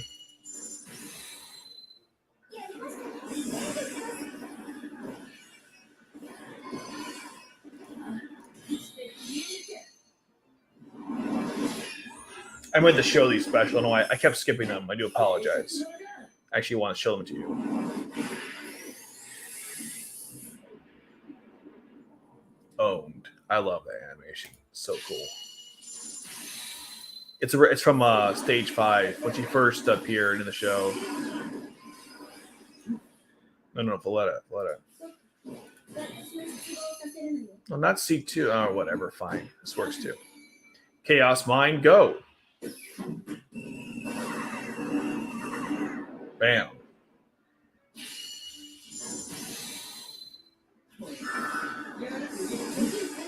Where's Suzaku? I gotta take him out. Suzaku.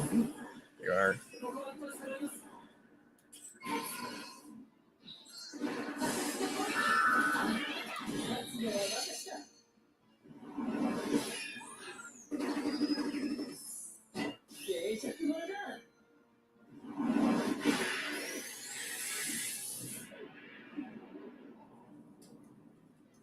The Queen's gonna be so broken in this game when it comes out.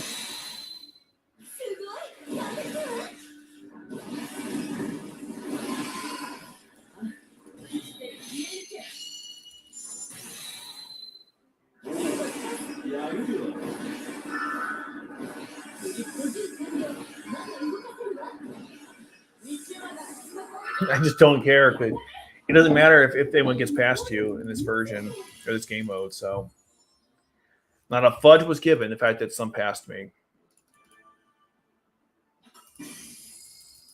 All right, move on. Stage 8. 2 more to go. Suzaku's in bad shape. Everyone else seems to be okay. Do I replace him with Guilford? I guess we shall. And yeah, all right, let's see. This is better or worse. What's the map look like? Oh, I guess it's okay.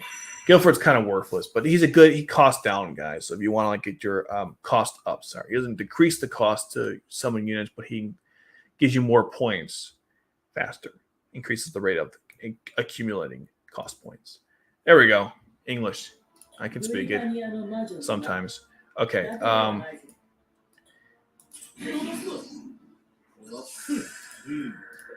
Let's see. So they're coming from here. Okay, good. I'll bring in Cornelia to basically chokehold this area.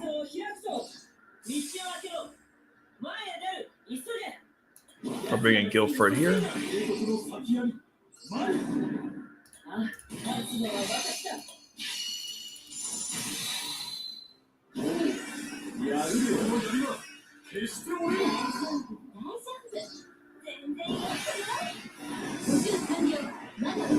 That was really stupid what I just did. That was so dumb. I should have had Cecile back up Guilford, not Cornelia. Cornelia doesn't need any backup. That was so stupid.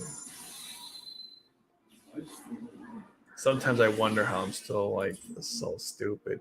Because like Cornelia's fine.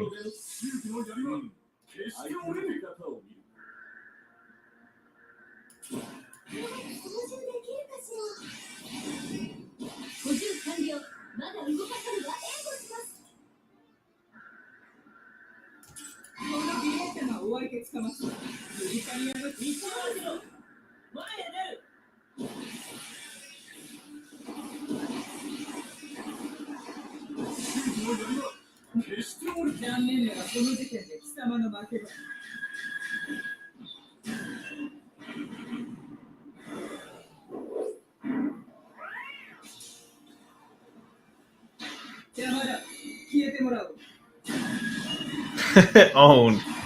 Oh my god.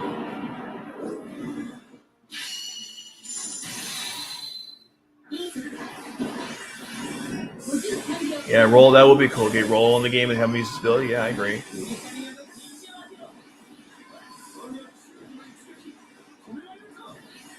Somehow this game got away from me.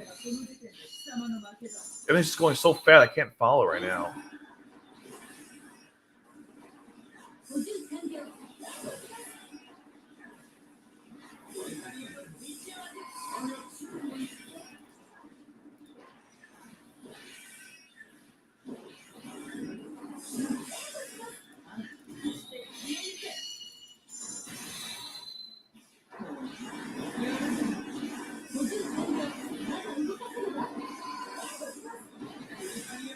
Hold on, where's my mouse? Okay.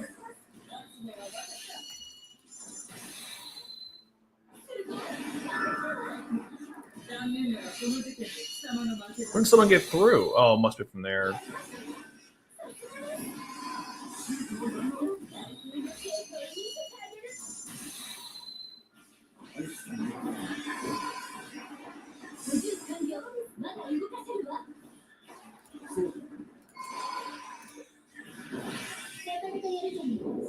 Well, that was fast.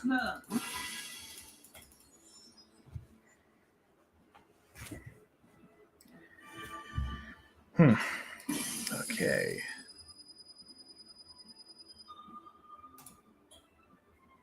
This one has like the really weird one where, not weird, but it has like a very spaced out area. So I could put C2 with the other, with Dalton's Gloucester, but I think the Sutherland's fine. A spread shot might be better than like just a single row, but either one is effective if you want to clear it out. Basically, just have Valletta and C2 cover the ends, and then you're good to go.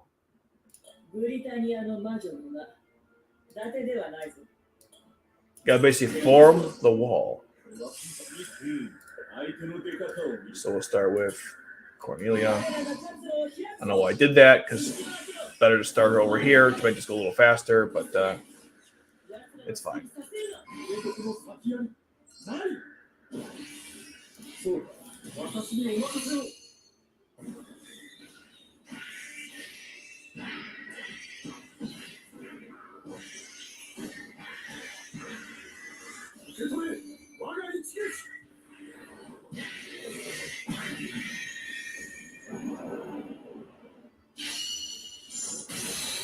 Owned.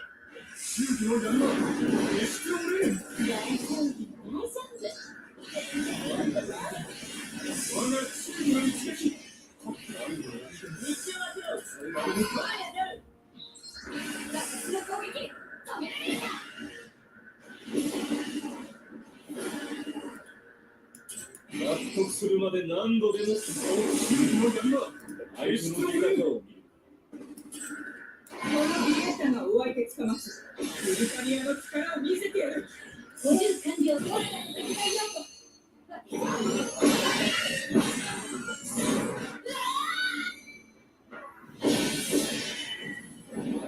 That was cool too.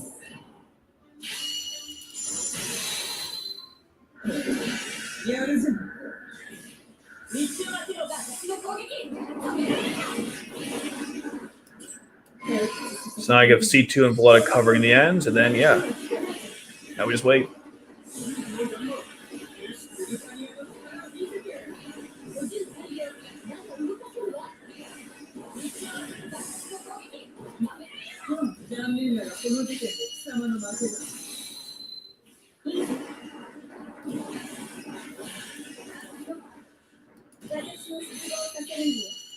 Ugh, I missed the timing for that one. Whoopsies. Oh, looks like it. I should probably have her, yeah, like this.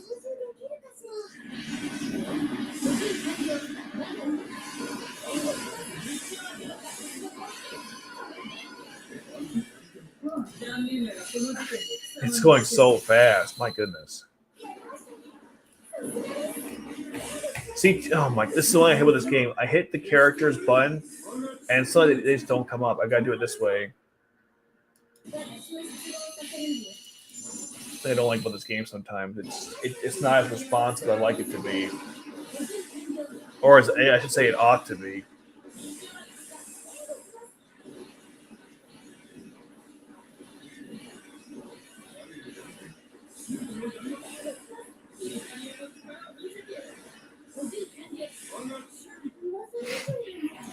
That was damn. That was fast.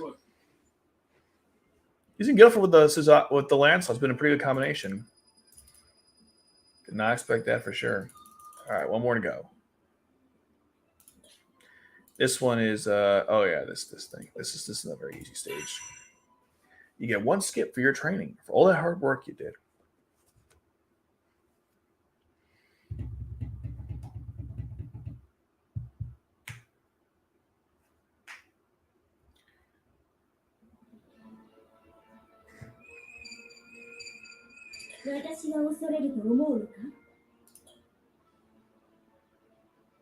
Okay.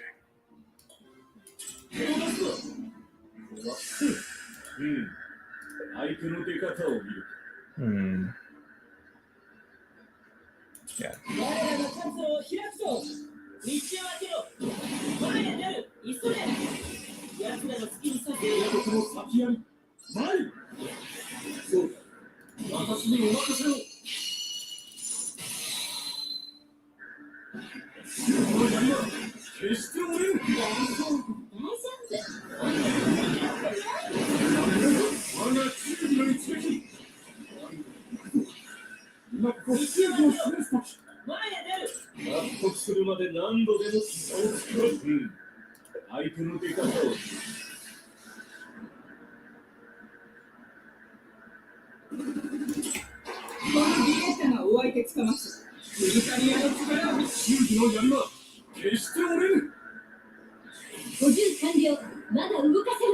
It's like, have a seat, sir. And let's see. It makes sense. Wait, let me hold back on that.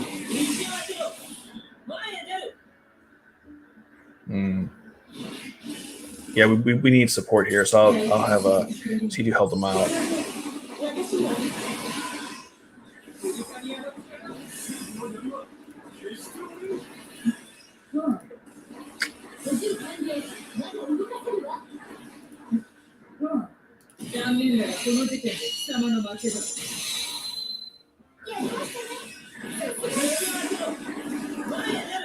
And we'll put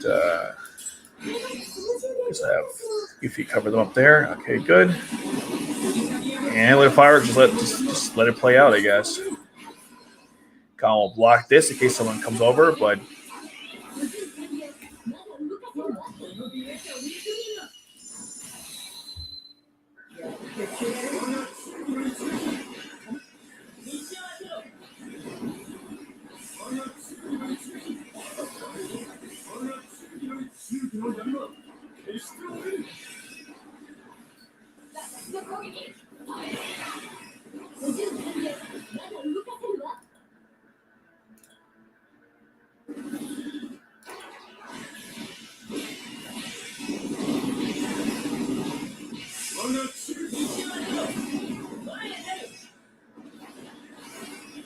Can't see anything from that perspective.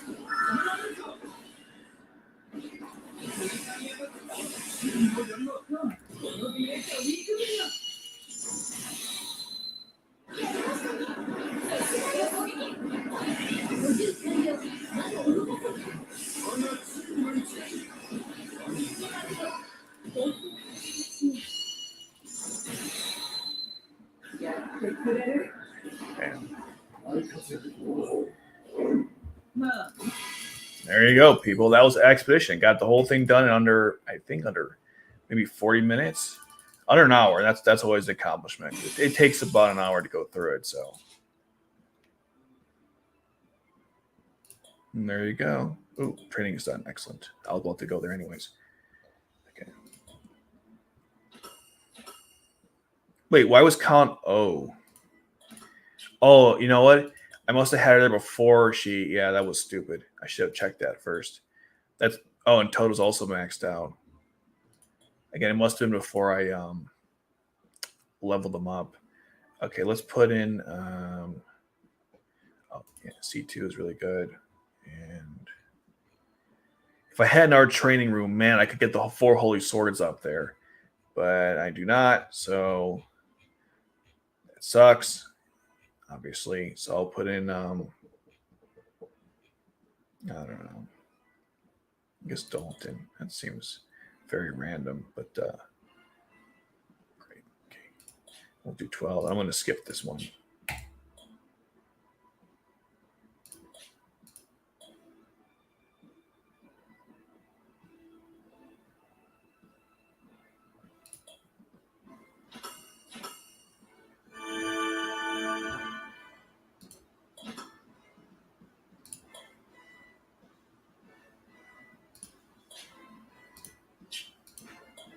Let's do a couple of these, actually. Why not?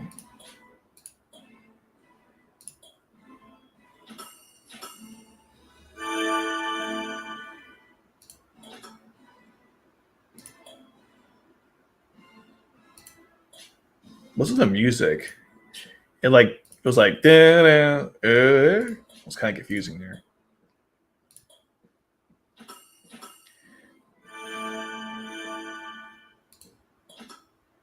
Sweet. I'll stop using it. I just wanted to get that out of the way.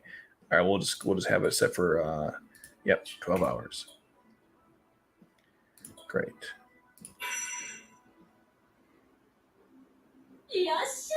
Okay. いじってほしいナイトメアがあるなら言ってね。さっき酔ったお客さんが泳ごうとしてたね。Yeah, we'll finish all these. We're almost there. Oh, all right, submissions. So it didn't tell me I had any, but okay, just did. Great.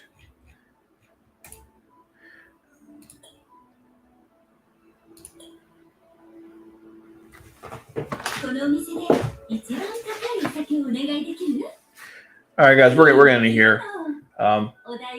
It's too bad the Geass Code summons were crap, but at least the summons here were good. And that's gonna do it for this stream. I'll see you guys next week, where we look at more Code Geass Manga stuff, and maybe I'll have better luck for the Geass Code summons. But anyway, until then, thanks guys for watching, and we'll see you next week.